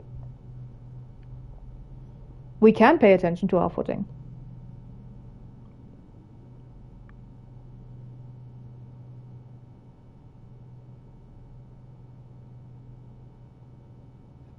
We do pay attention to our footing. You follow the cave system down, down, down, all the way to what must be the bottom of the cliffs. You have to climb down a 3-story wall in the last section, and are grateful to your anti-grav belt for making it easier. You're still tired, though. You can see dim light below. Daylight? You emerge into a hidden valley, totally surrounded by tall cliffs. Did you just come down all that way? You're surrounded by the ruins of convergent domain buildings, in much better condition than the windswept ones on the surface. It's perfectly still here, and as quiet as space itself. What was this? This whispers reverentially. Some sort of converger facility? And it feels so familiar. You remember this place from your dreams, and feel a throbbing sense of importance that is a bit unnerving. Something momentous happened to you here, or will happen to you someday. You poke around a little, then call Utopia and give her your coordinates. She swings down on her glider, with extra ones for you and Diz tethered behind it. You're happy you won't have to climb all the way back up. She whistles. Great find, kids! This place didn't show up on any of our aerial scans. Took me a while to find a route in. You look bushed, she says. I'll stick around to get some readings, but you head on back to the depot and get some rest. Don't worry, we aren't gonna push on without you. We keep exploring.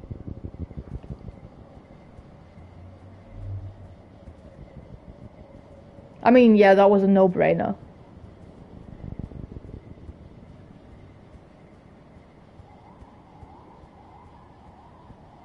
So I just made that decision.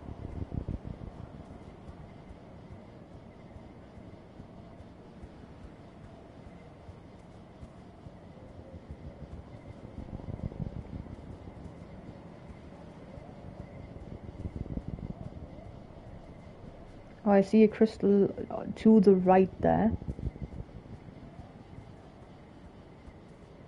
The question is just how do I get anywhere?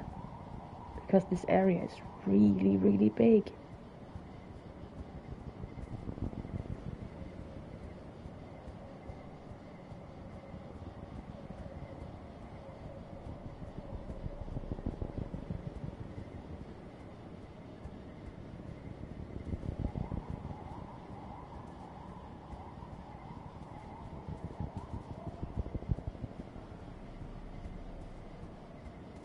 There's another crystal there.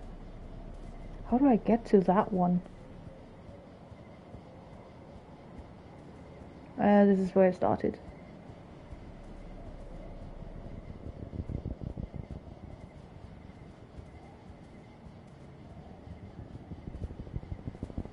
Through a different path. Yes, thanks. Another one of these.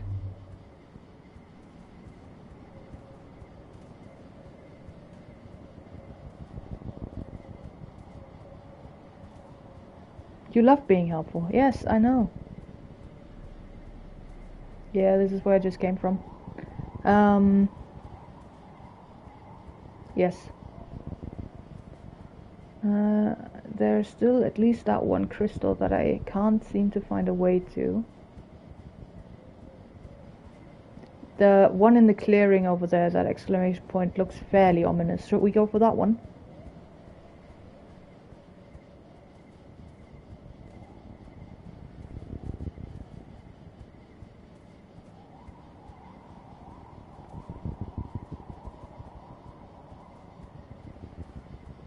There was one in the clearing over to the left side. There's the crystal. Hello. I mean, this one also looks fairly ominous.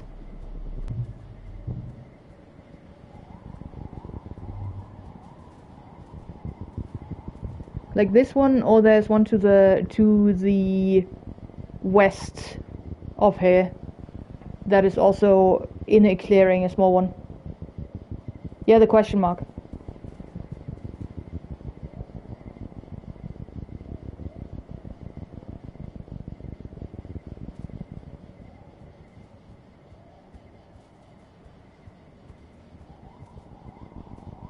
I understood exclamation mark, which is why I was confused. Alright, let's go for this. You're treated to a spectacular sight, an enormously long caterpillar dragon kind of creature, way off in the distance. Its thousands of legs and kilometers of shimmering body snaking in and out of the haze at the bottom of this chasm. You just watch it. It's terrifying. It's like a train. Marvel at it or take some readings. It's terrifying. It's like a train. Trains are terrifying.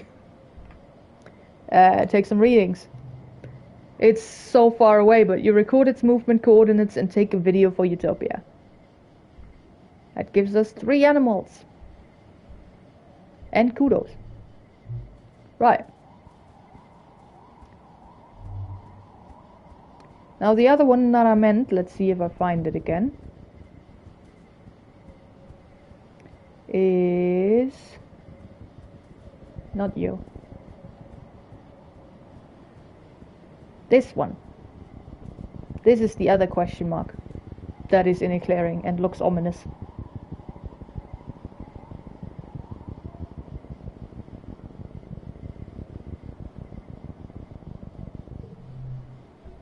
Utopia has sent you and this to study one of the large crystal outcroppings. Up close, you can't help but get the sense that they're alive somehow. They're angular and hard to the touch, but they have a sort of sponginess and warmth to them that's a little disconcerting. They emit a humming noise. This pokes one with his finger. Weird. It's almost like they're breathing. We study.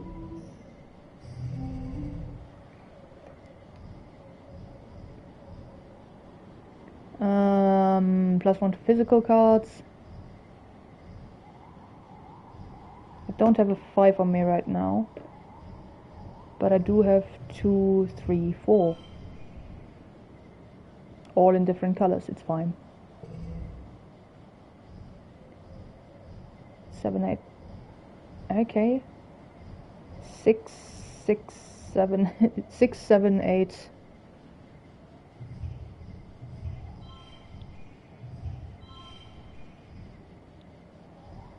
Six, 6, 7, 8.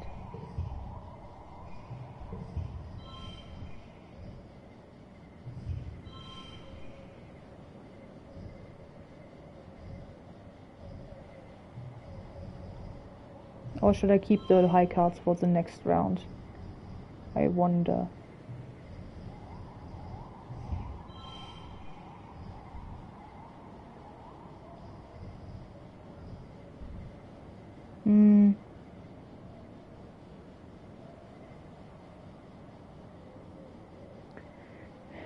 If I don't use the high cards, what would I do this round? Probably 4, 4, 6, 6.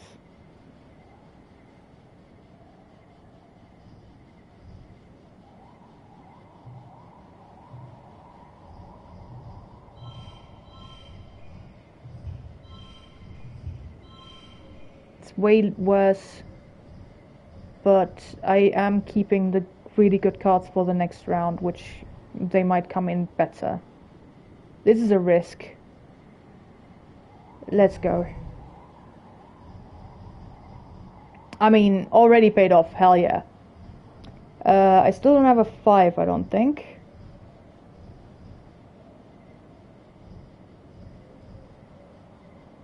Wait, do I? I do have a 5. I have a 5. Yeah. I think this is so far the best straight we ever got. 50 points.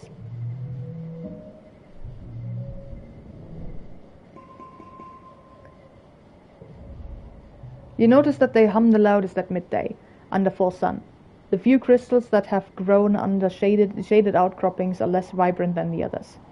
They kind of look like convergent domain tech, don't they? This says. Like the organic obsidian, or the crystals embedded in the ruins. Try blocking the crystal sun, try uprooting one, try breaking one, or leave them alone.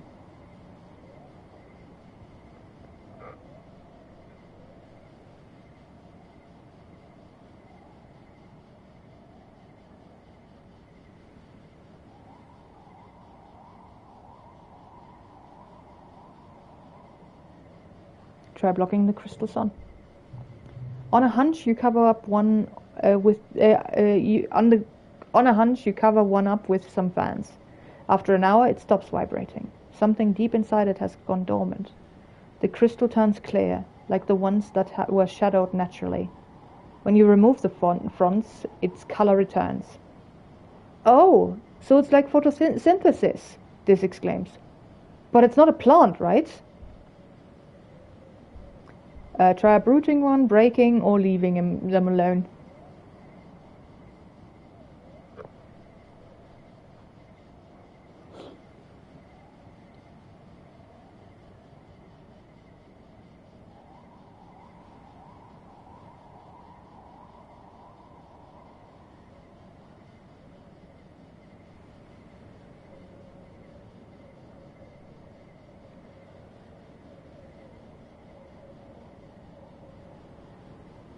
Try uprooting one. They do indeed have roots, and they're really tough.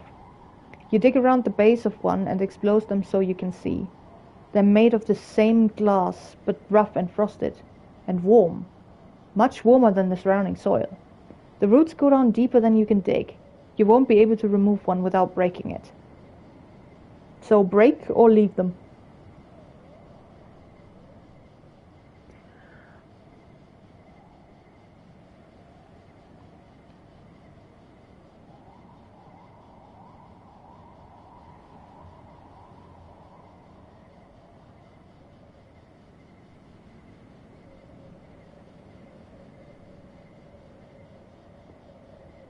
Try breaking one.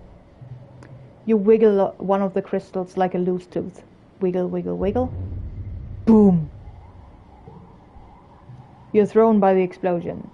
When the dust settles and you brush off the shards of warm crystal, you really realize that some of the nearby crystals have also exploded.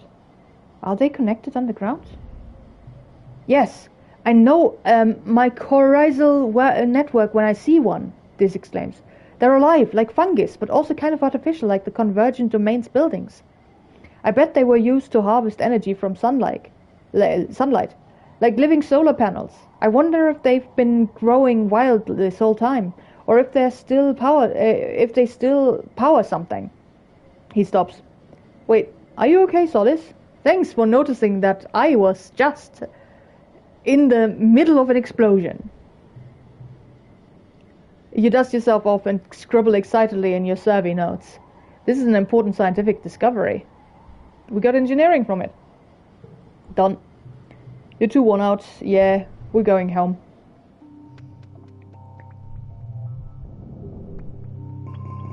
Three engineering.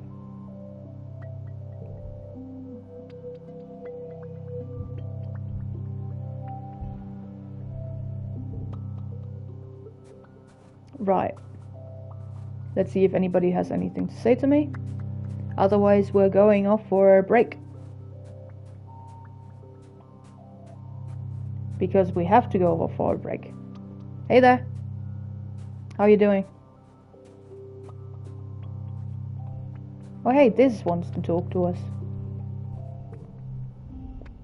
Nice. Good to know. You catch this on... I've also been good. Thanks. You catch this on a ridge overlooking the wilderness, bobbing his head along to something playing through his hairspake. He doesn't notice you walk up.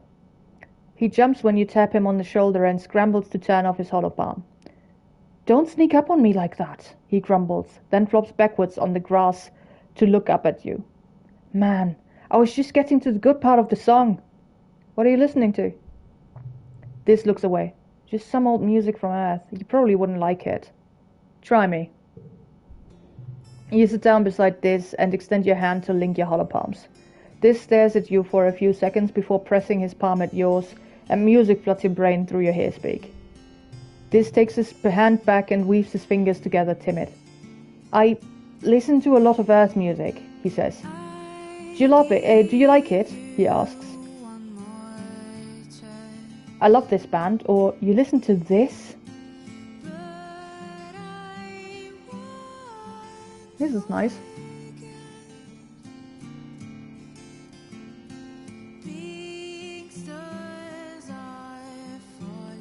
I almost expected something in the lines of Evanescence from him.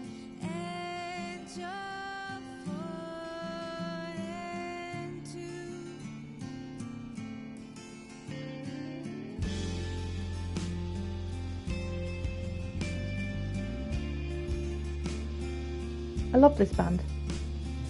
Diz cracks a small smile, relieved. Good, he says. It's my favorite right now. I always listen to the same album on repeat. It's comfort music. I really like her voice. Diz is like an ogre. He has layers. He stares into his lap. Sometimes I feel like the lyrics are about me, he admits. They're just so deep. Like my soul really gets this kind of music. But don't tell anyone, okay?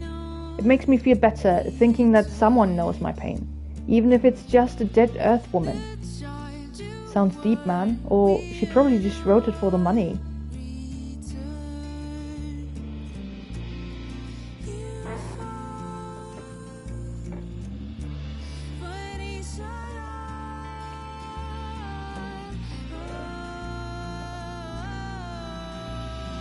Sounds deep, man.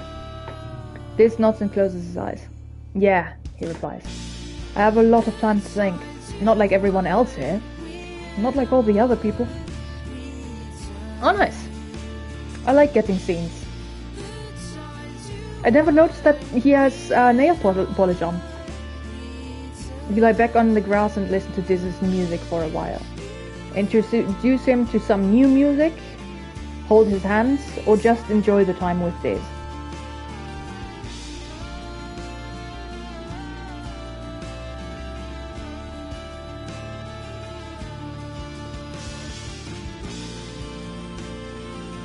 Just enjoy the time. You and Diz lie in the grass and listen to music, trading different songs back and forth until dark, and the bell rings to close the gates for the night. We just said not to show him our music. Well...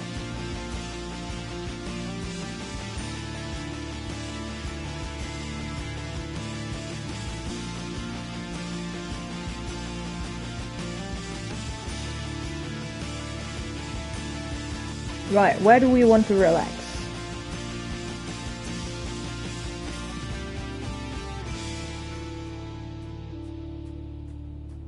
Oh, we also haven't checked out the cooking thing yet. Well, I mean, right now I can't see what that does anyway because I'm too stressed. Park again? I mean, we could level up our animal. Again? Park! You spent some time this month cleaning up around your mum's memorial and clearing away the weeds. You know she's not really here, but it still feels like she'd approve somehow.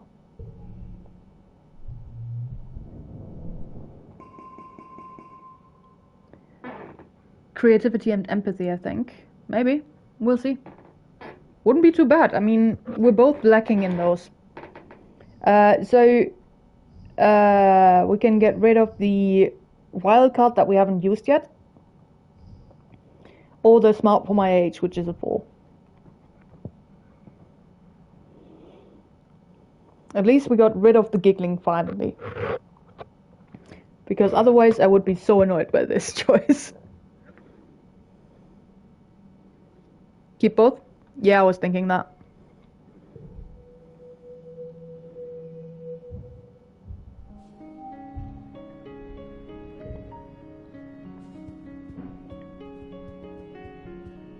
Wildcards can be helpful. I mean, yeah, it depends on the number they are.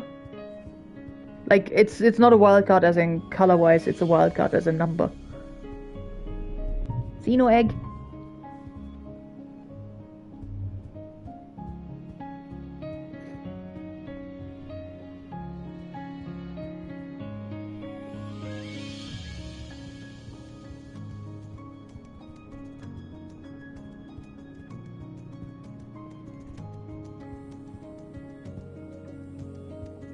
Right.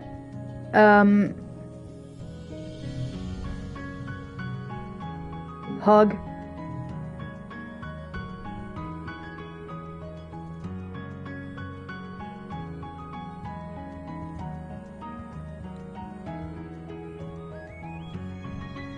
Oh yeah, we haven't checked out the new items in the store yet.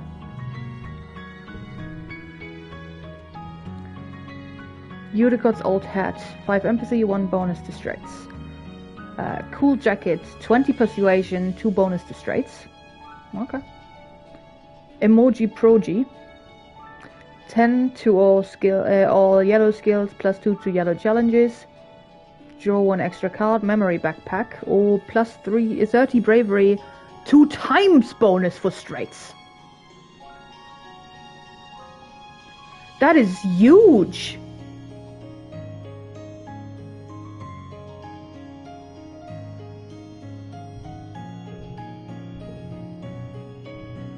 I had to buy it.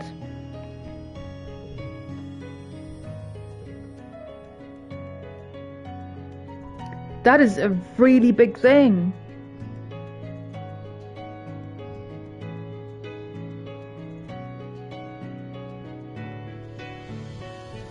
I mean, we should probably pair it with Reiki, since we already get a plus bonus to straights.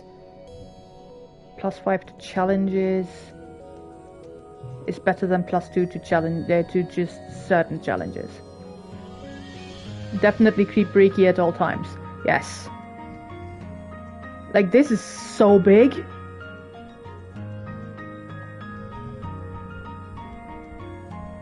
Look at our bravery stat now.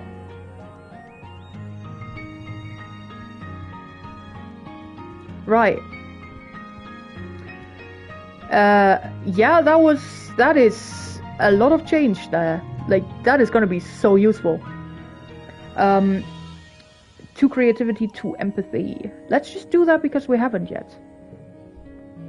Back in space, cooking involved programming ration machines and putting dishes in the laser-matic dishwasher, because water was too precious to clean dishes with. But now, you're growing more real food and trying to figure out how to cook with it. The cafeteria kitchens are bright and full of good smells. There's always something baking or boiling or frying. You take a deep breath in and just hold all of the deliciousness in your lungs. Chief Steward Anne, known to the kids as Auntie Sedent, is in charge of everything in the living quarters, running the children's creche, coordinating the cleaning bots, and of course cooking for the whole colony. It's a lot of work, but she's good at delegating to all the kids she has raised here, including you. She's a big believer in learning by trying and doesn't mind if a few dinners are ruined in the process. It looks like you're on your own this morning, Aunt Anne says, welcoming you to the kitchen. Don't you worry, though. We'll start you off with something easy. She shows you the kitchen nanoprinters. Just press this button and the ration machine will spit out a freshly pressed cake of soy rations. It's not tasty, but it's nutritious. Then she shows you the range. A large pot of brown stew is bubbling away. Here's where the real magic happens, she says proudly. She takes a ladle and spoons up some of the stew so you can have a taste. Spoons up some of the stew so you can have a taste. See, for this stew we added homegrown veggies and spices. This is what I love about cooking, she sighs proudly. Turning raw ingredients into something better, just by adding a little bit of work and a lot of love. Just like raising children. How about you, Solace? Why do you want to work in the kitchen? It's like a puzzle. I like to provide for others, or I like eating real food.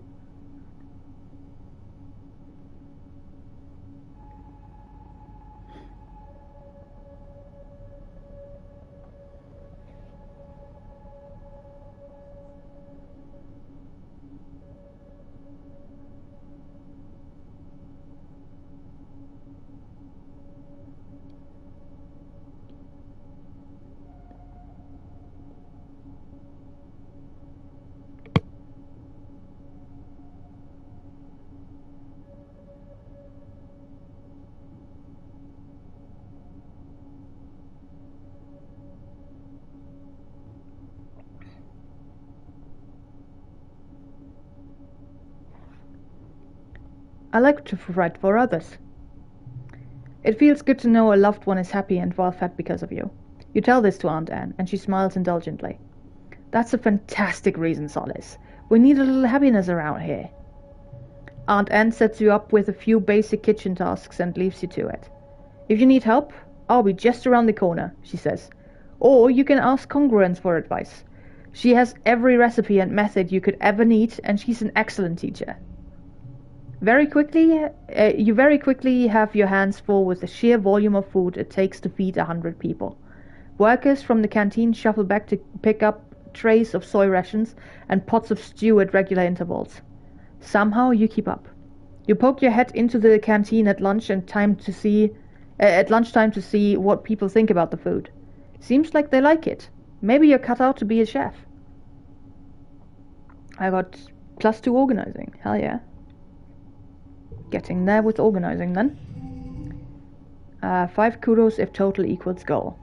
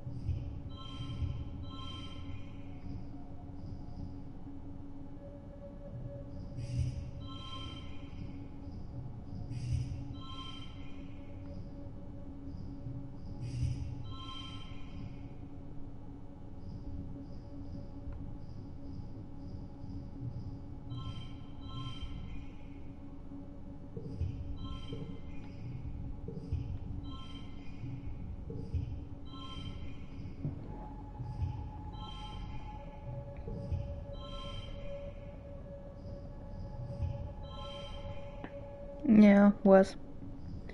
Which makes sense.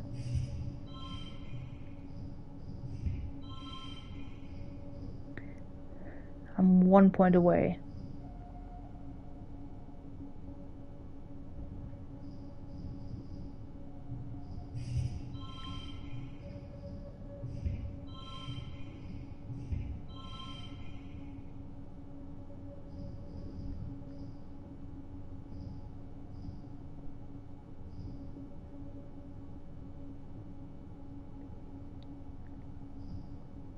Using literally any card would mean that I win this challenge, I think.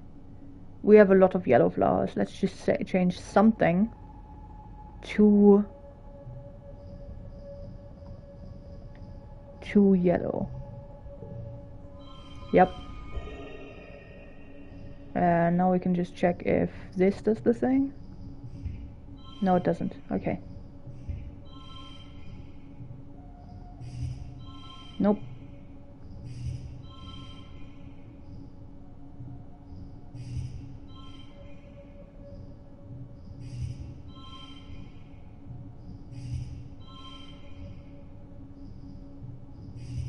Well, we can't hit the target, so might as well go for overkill.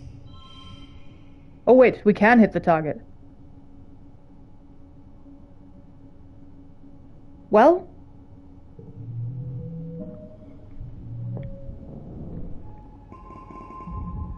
fair enough, let's go for target then. That was creativity and empathy. You're woken by the buzzing of your holopalm. It's a colony-wide alert. You rub your eyes and ponder the thickness of the air seeping into your bedroom through the open veranda door. It's an ominous but beautiful sight. The seasonal pale pink haze has turned a deep fuchsia, with scintillating silver sparkles floating through it. The shimmer. Thankfully, you've all been inoculated against the shimmer, because this looks like a bad year for the airborne spores. To be safe, you stay inside and seal your door and windows tightly. You spent the time playing hologames with your dad. After a couple days, the pollen fog passes without incident. Nice. Very happy we cured the pollen, the disease there. The shimmer. We already hacked you, so we don't need to do it right now.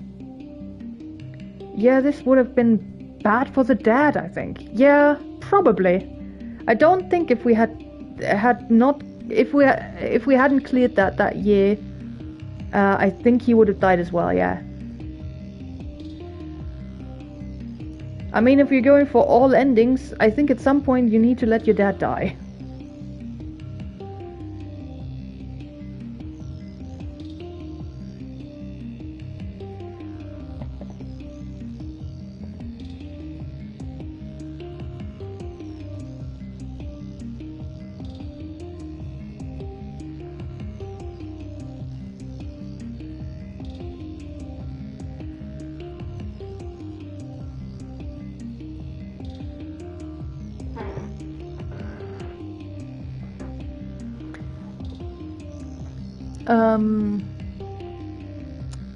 Yeah, okay. So he definitely wouldn't have survived it. Which is, yeah. I'm glad that we could at least save one of the people that were possible to have killed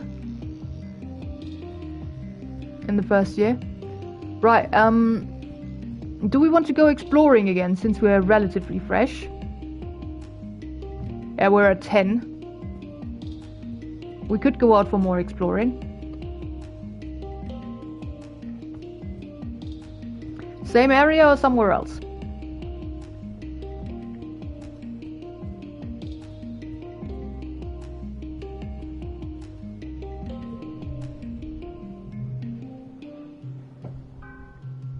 More ridge? More ridge. I mean, we haven't seen most of the things there. Don't particularly mind which one, to be honest. Fair enough. Ridge it is.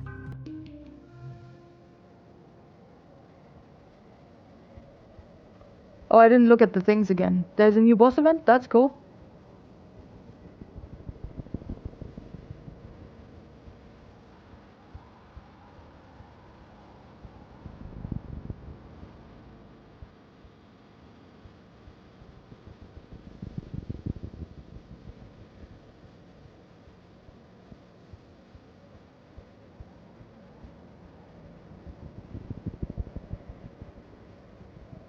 I should really start looking at the things that are still found in the area every time I go out on a quest somewhere.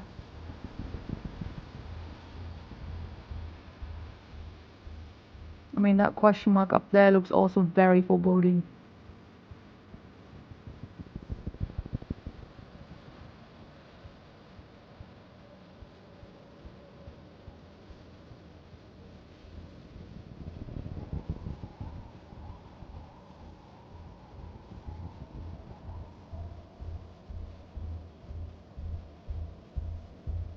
Oh, hi. Utopia has given you clearance to poke around the ruins in the secret valley. Stars, this place is neat. This thinks so too. At least we didn't have to climb back down again, he mutters, but you can tell he's excited. The buildings are arranged in a spiral formation around a central point. They're made of thick, oil-slick obsidian, something that looks like petrified bone, and have parts missing with some other organic material. Yeah, where some other organic material has long since rotted away. It's all overgrown with vines and buried in shifting sands. You follow the spokes of the streets until you approach the center of the valley, where a large pyramid-shaped building sits surrounded by thumpers and a variety of other smaller buildings. Check out the pyramids, take a look at the thumpers, investigate the other buildings, or leave.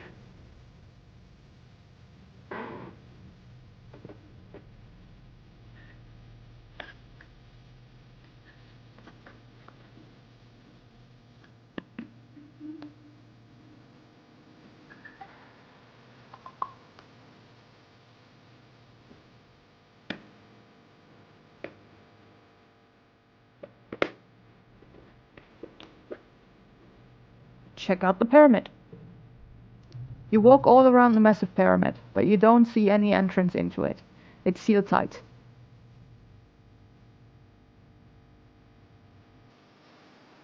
I think you can do all here again. Maybe. Looks like it.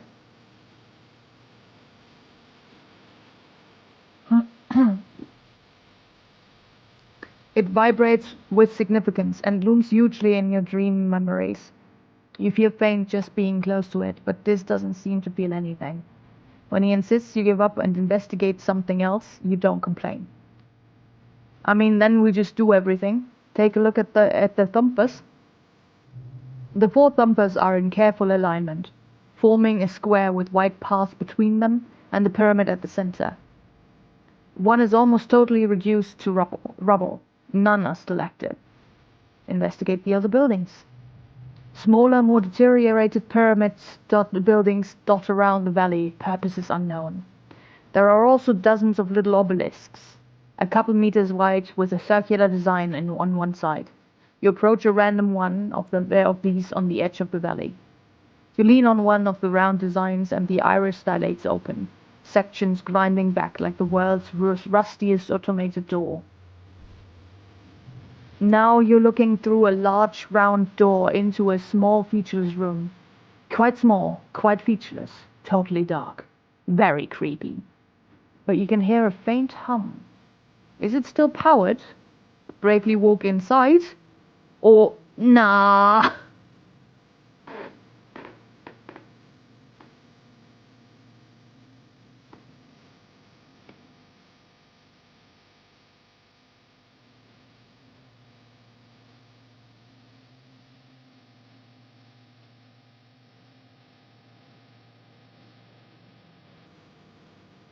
We are brave AF now. Let's go. We are brave AF. But we also basically, like, recently almost failed a perception challenge, a hard one, even though our perception is at 100. Bravery challenge it is, though. Let's go. 109, oh my fucking god.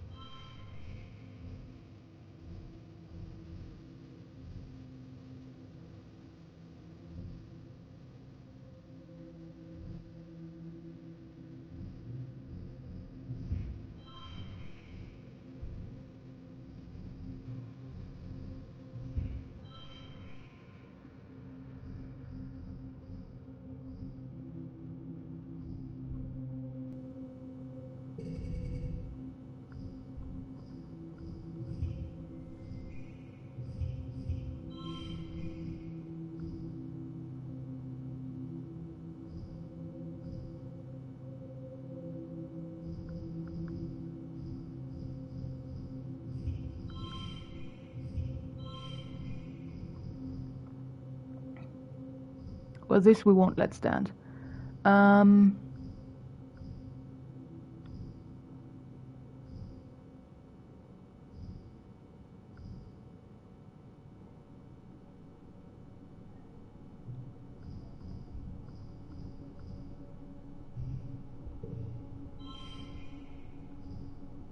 Right.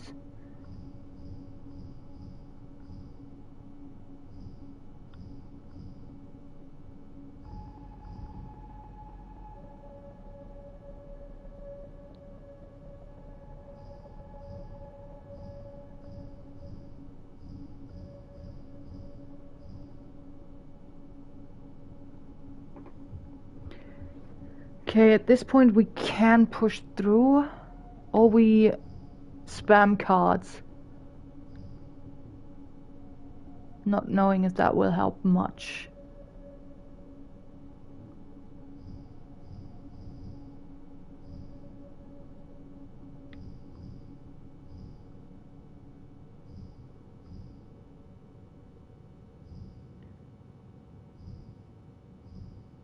What would a full house give you? Let's see.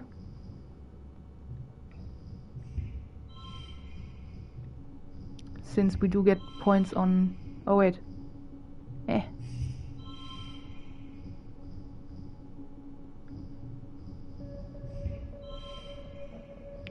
Decidedly less. A lot less. Like, a full house is not really a thing.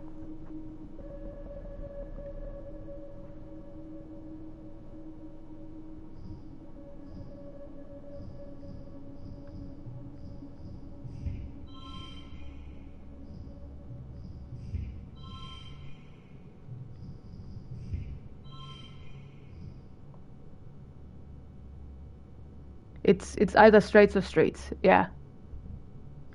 Or pairs, rather, is what they call it. I thought with the bonus to pairs it could be different. Yeah, but like with the ×2 bonus for straights, straights will always win. And we get a +3 bonus to straights anyway.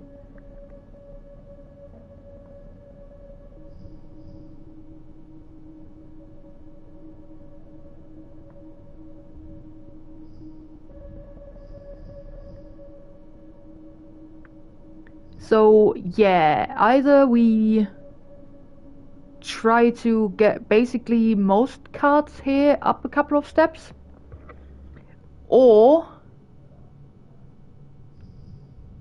we just push through, or we could give up. And then if you use collectibles, you ruin the straight. Unless, of course, we spend a lot of them.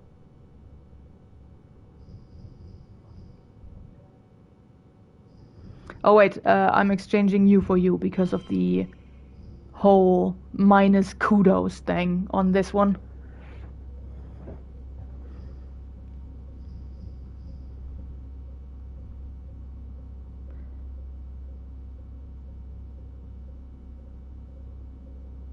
I don't know, you might need better cards for this, but you can try. I mean, we can also redraw the entire hand. But I don't know if we get anything better than this, so... The ridge challenges are pretty challenging. Fairly, yeah, very true so far. Let's just push through and give us 30 stress, it's fine, it's fine. This is also a boss battle, so...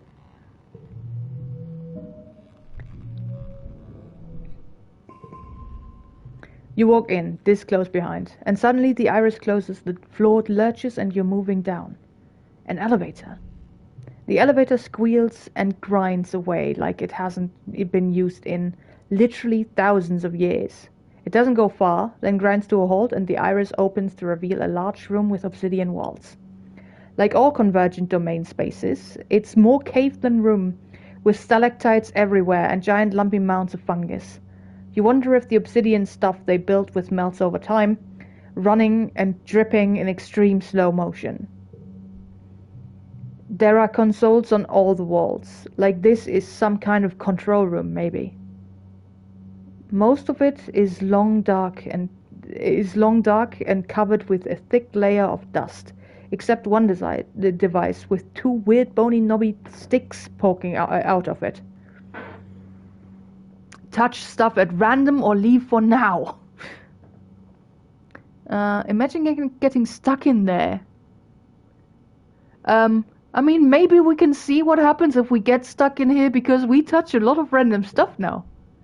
You poke at things and grab sticks at random until suddenly you cease to be yourself.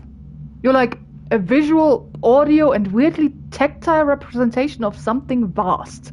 You have a feeling of being in a large and complex space. No, like you are the space. A digital space, like a computer system.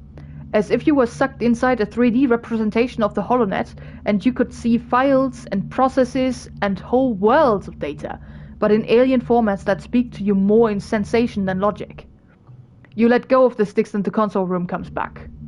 You grab them again and understanding fills your head. It feels not all that different from your bouts of déjà vu remembering. Like of memories being inserted into your mind, and you suddenly just know how to use this interface. You just think where you want to go or what you want to know, and away you go. The word array comes to mind. A network of computers hosting millions of data nodes, information on every part of the planet from weather to soil conditions to individual creatures. Not just computers, but entities that feel intelligent and also digital, artificial consciousnesses like your ship's AI congruence. They're processing all that data and triggering subroutines to make minute changes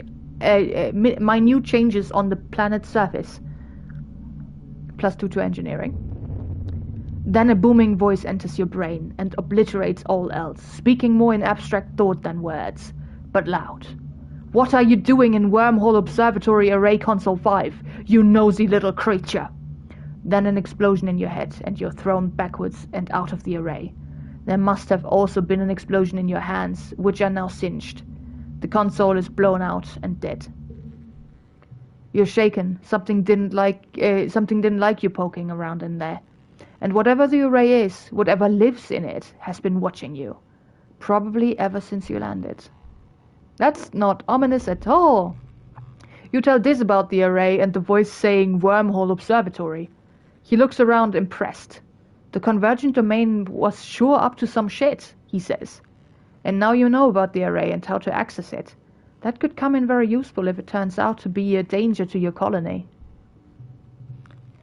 You decide to call it a day. Your arms feel all tingly and weak from getting electrocuted, and your heart is still thumping a mile a minute, but you'll be back.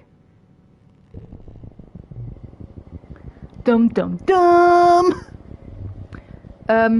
Oh, you meant stuck in the ancient elevator. Yeah, that would suck. But stuck in the ancient control room would also have sucked. I'm just gonna take a question mark and run with it, since I know nothing of what is gonna happen here. You're scaling a huge rock plateau when you're suddenly overcome with an incredible feeling of peace. You've never felt anything like this. You literally feel lighter, like all your troubles have been lifted away. The feeling is stronger when you touch the rocky surface and you realize it's radiating from the rock. And this is here. This is sunning himself on top of the rock, stripped down to his shirt. He looks up as your shadow falls over him. Oh, he says slowly. You found it too, huh? He shades his eyes from the sun as he looks up at you. You feel it, right? Like, you just feel happy here? That's why I haven't told anyone about this place, he says. Oh my god. Right into the resting event. Interesting. Lotus eaters? Anyone? That's how they get you, you know, he says. Once they know you love something, they can use it to control you. Who's they? Paranoid much? Or... That's deep.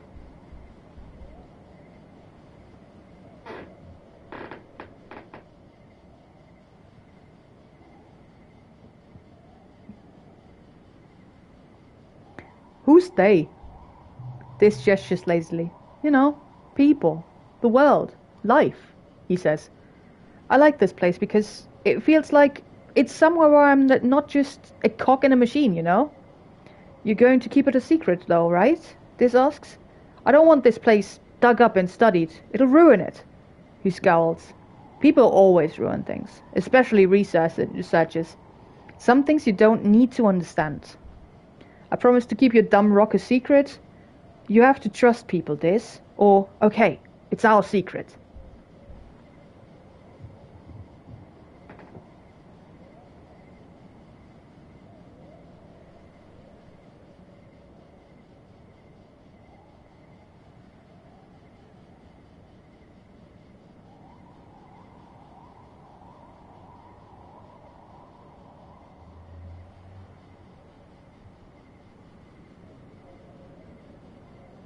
Okay, it's our secret. Engineering. You do take a few readings though, just because. All data is important. You mark down the location, but fudge the coordinates so anyone they send out afterwards will get lost. You wonder if the rock is natural. Animals seem to really like it. As you're taking readings, you watch a swarm of Dorp's moth basking on the rock as well, just like this. Then you lie down on the rock beside this, letting the strange magic fill you with an incredible sense of peace, love, and unity with the universe. Minus 20 stress. Hell yeah. But still plus 15 stress, so minus 5 stress, really. Wait, there was a question mark to the left. Let's go for that one as well. You come across a particularly flat area, a large field of obsidian. Well, obsidian is the only word you have for it, but you've never seen obsidian this bright. It's like a rainbow trapped underneath its glossy black surface, like the entire ground here is polished black opal. The field glints under the sun at certain angles, momentarily blinding you. It looks slippery and shiny. Skate on through it, carefully walk around the edges, find another way around it. Skate on through it.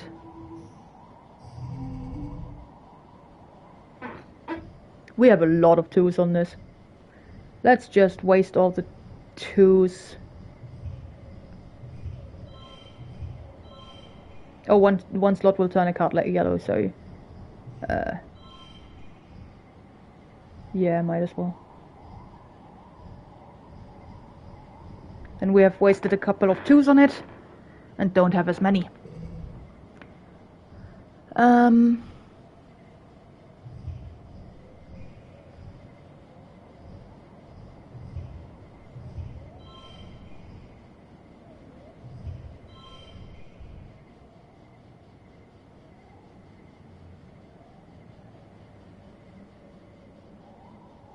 Yep, looks good to me.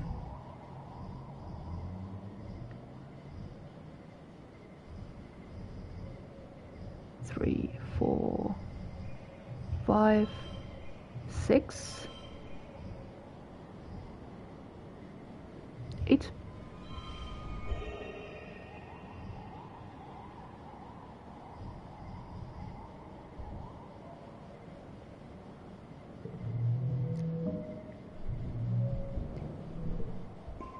You take off your shoes and glide around in your socks, in your sock feet. You take a tumble and get a little bruised. But you have a blast! Woo! Do some science while you're here, or just enjoy yourself. So this is another plus 5 stress event. Minus 5 stress, rather.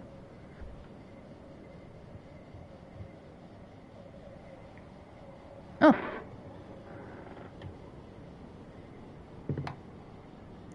We just enjoy ourselves. And another minus 5 stress. And 1 bravery. Whee! Don't slide off the edge of the cliff.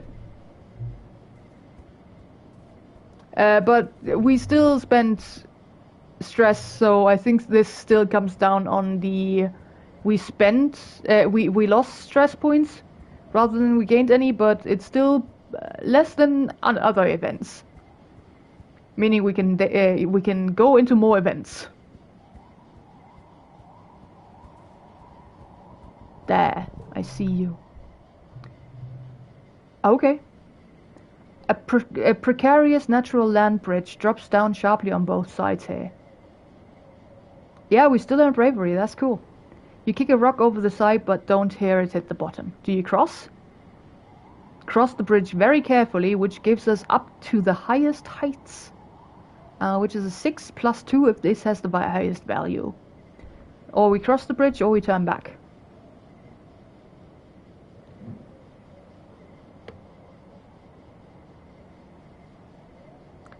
We cross the bridge very carefully. You shuffle across it slowly, examining the cracks and sticking to the solid places. You accidentally send a few more pebbles skittering over the edge and think, better them than me.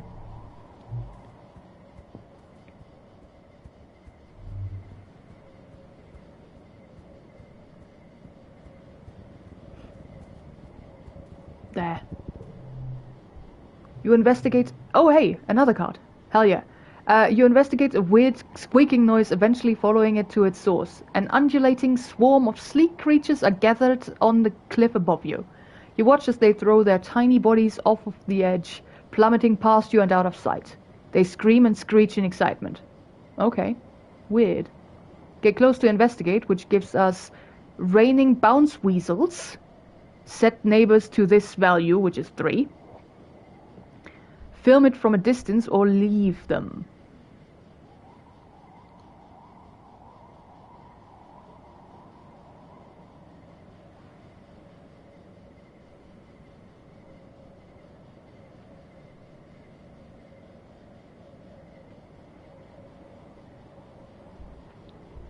Get close to investigate.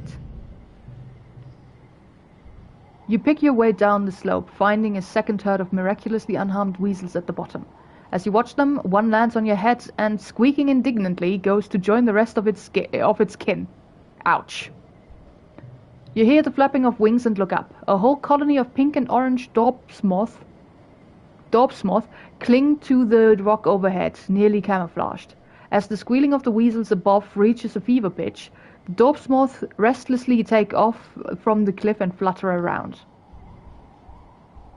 Animals. You watch as one of the little creatures pitches off the edge of the cliff and lands square on the daub's moth's back, sending them both plummeting to the bottom. As the large moth crashes fatally into the ground, the weasel curls its body and bounces harmlessly away, then scurries back to feed on its prey. Ooh, bounce weasels! You record the screeching on your holopalm. What a noise. And then we go home.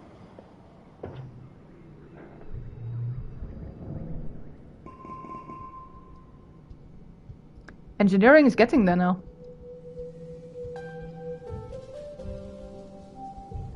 It's late pollen. And we need to rest, so let's just go to the garden after we've checked everywhere.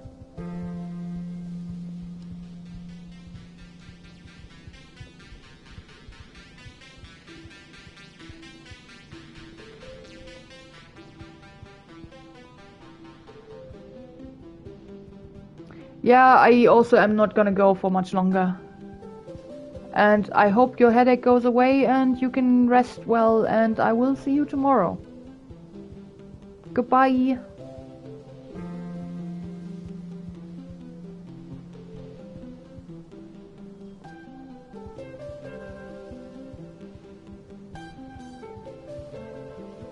Let's head to the garden, though, for rest purposes.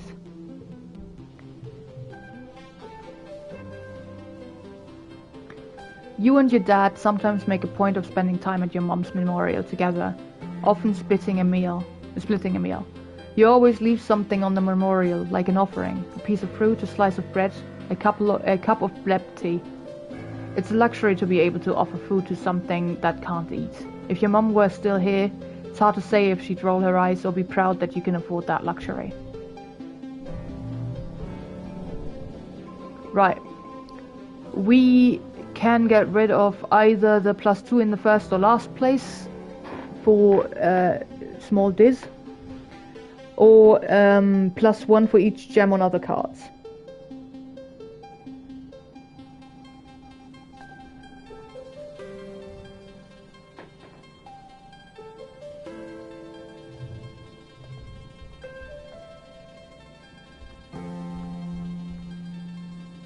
Don't get rid of the discard, it'll be upgraded.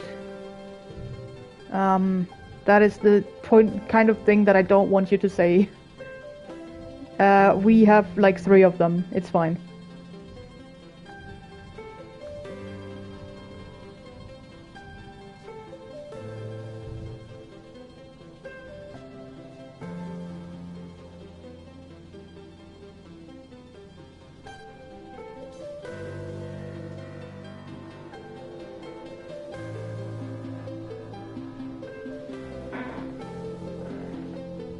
Sorry, happened so often to other cards. I thought you knew. I mean, I know that there's a chance. I don't know what if all cards can be upgraded or just a few. And you know, should we just forget the one that we have 3 times then? I don't think we need it more than once, to be honest.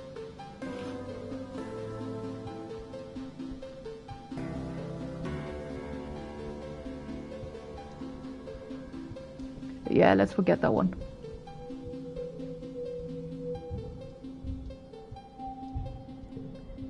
Early dust. But yeah, I don't think we should go for another thing. Because it is late. I will just do the swoop of the area. To see if anything has changed. Oh wait, does my new bravery stat count for this thing? Because we have... I know it's a sweep, not a swoop. Oh, we need 80, never mind.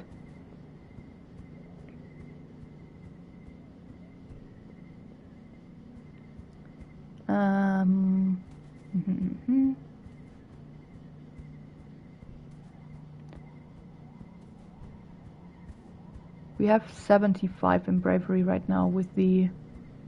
No, I thought it was funny. I mean, that's kind of why I said it. Swoop, swoop.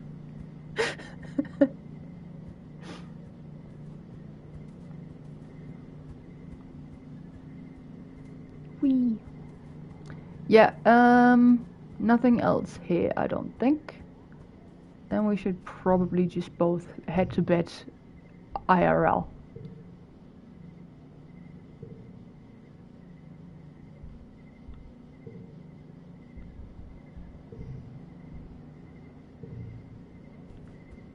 There.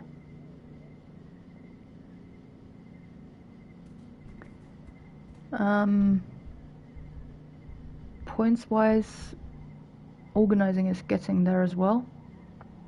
We need 5 more points in organizing. Engineering, we're also getting to the point where we finally get the first pip in it, which is good. I'm wondering now if we get the pips from getting new slots for cards for getting specific things to their first pip, but we'll find out. Since it isn't organizing too. And yeah, we'll find out what that does next time, I think, because I'm fairly sure we will upgrade organizing then. Right. Yeah. This was fun. I will see you again soonish. Thanks for joining me. And have a good night. Bye-bye.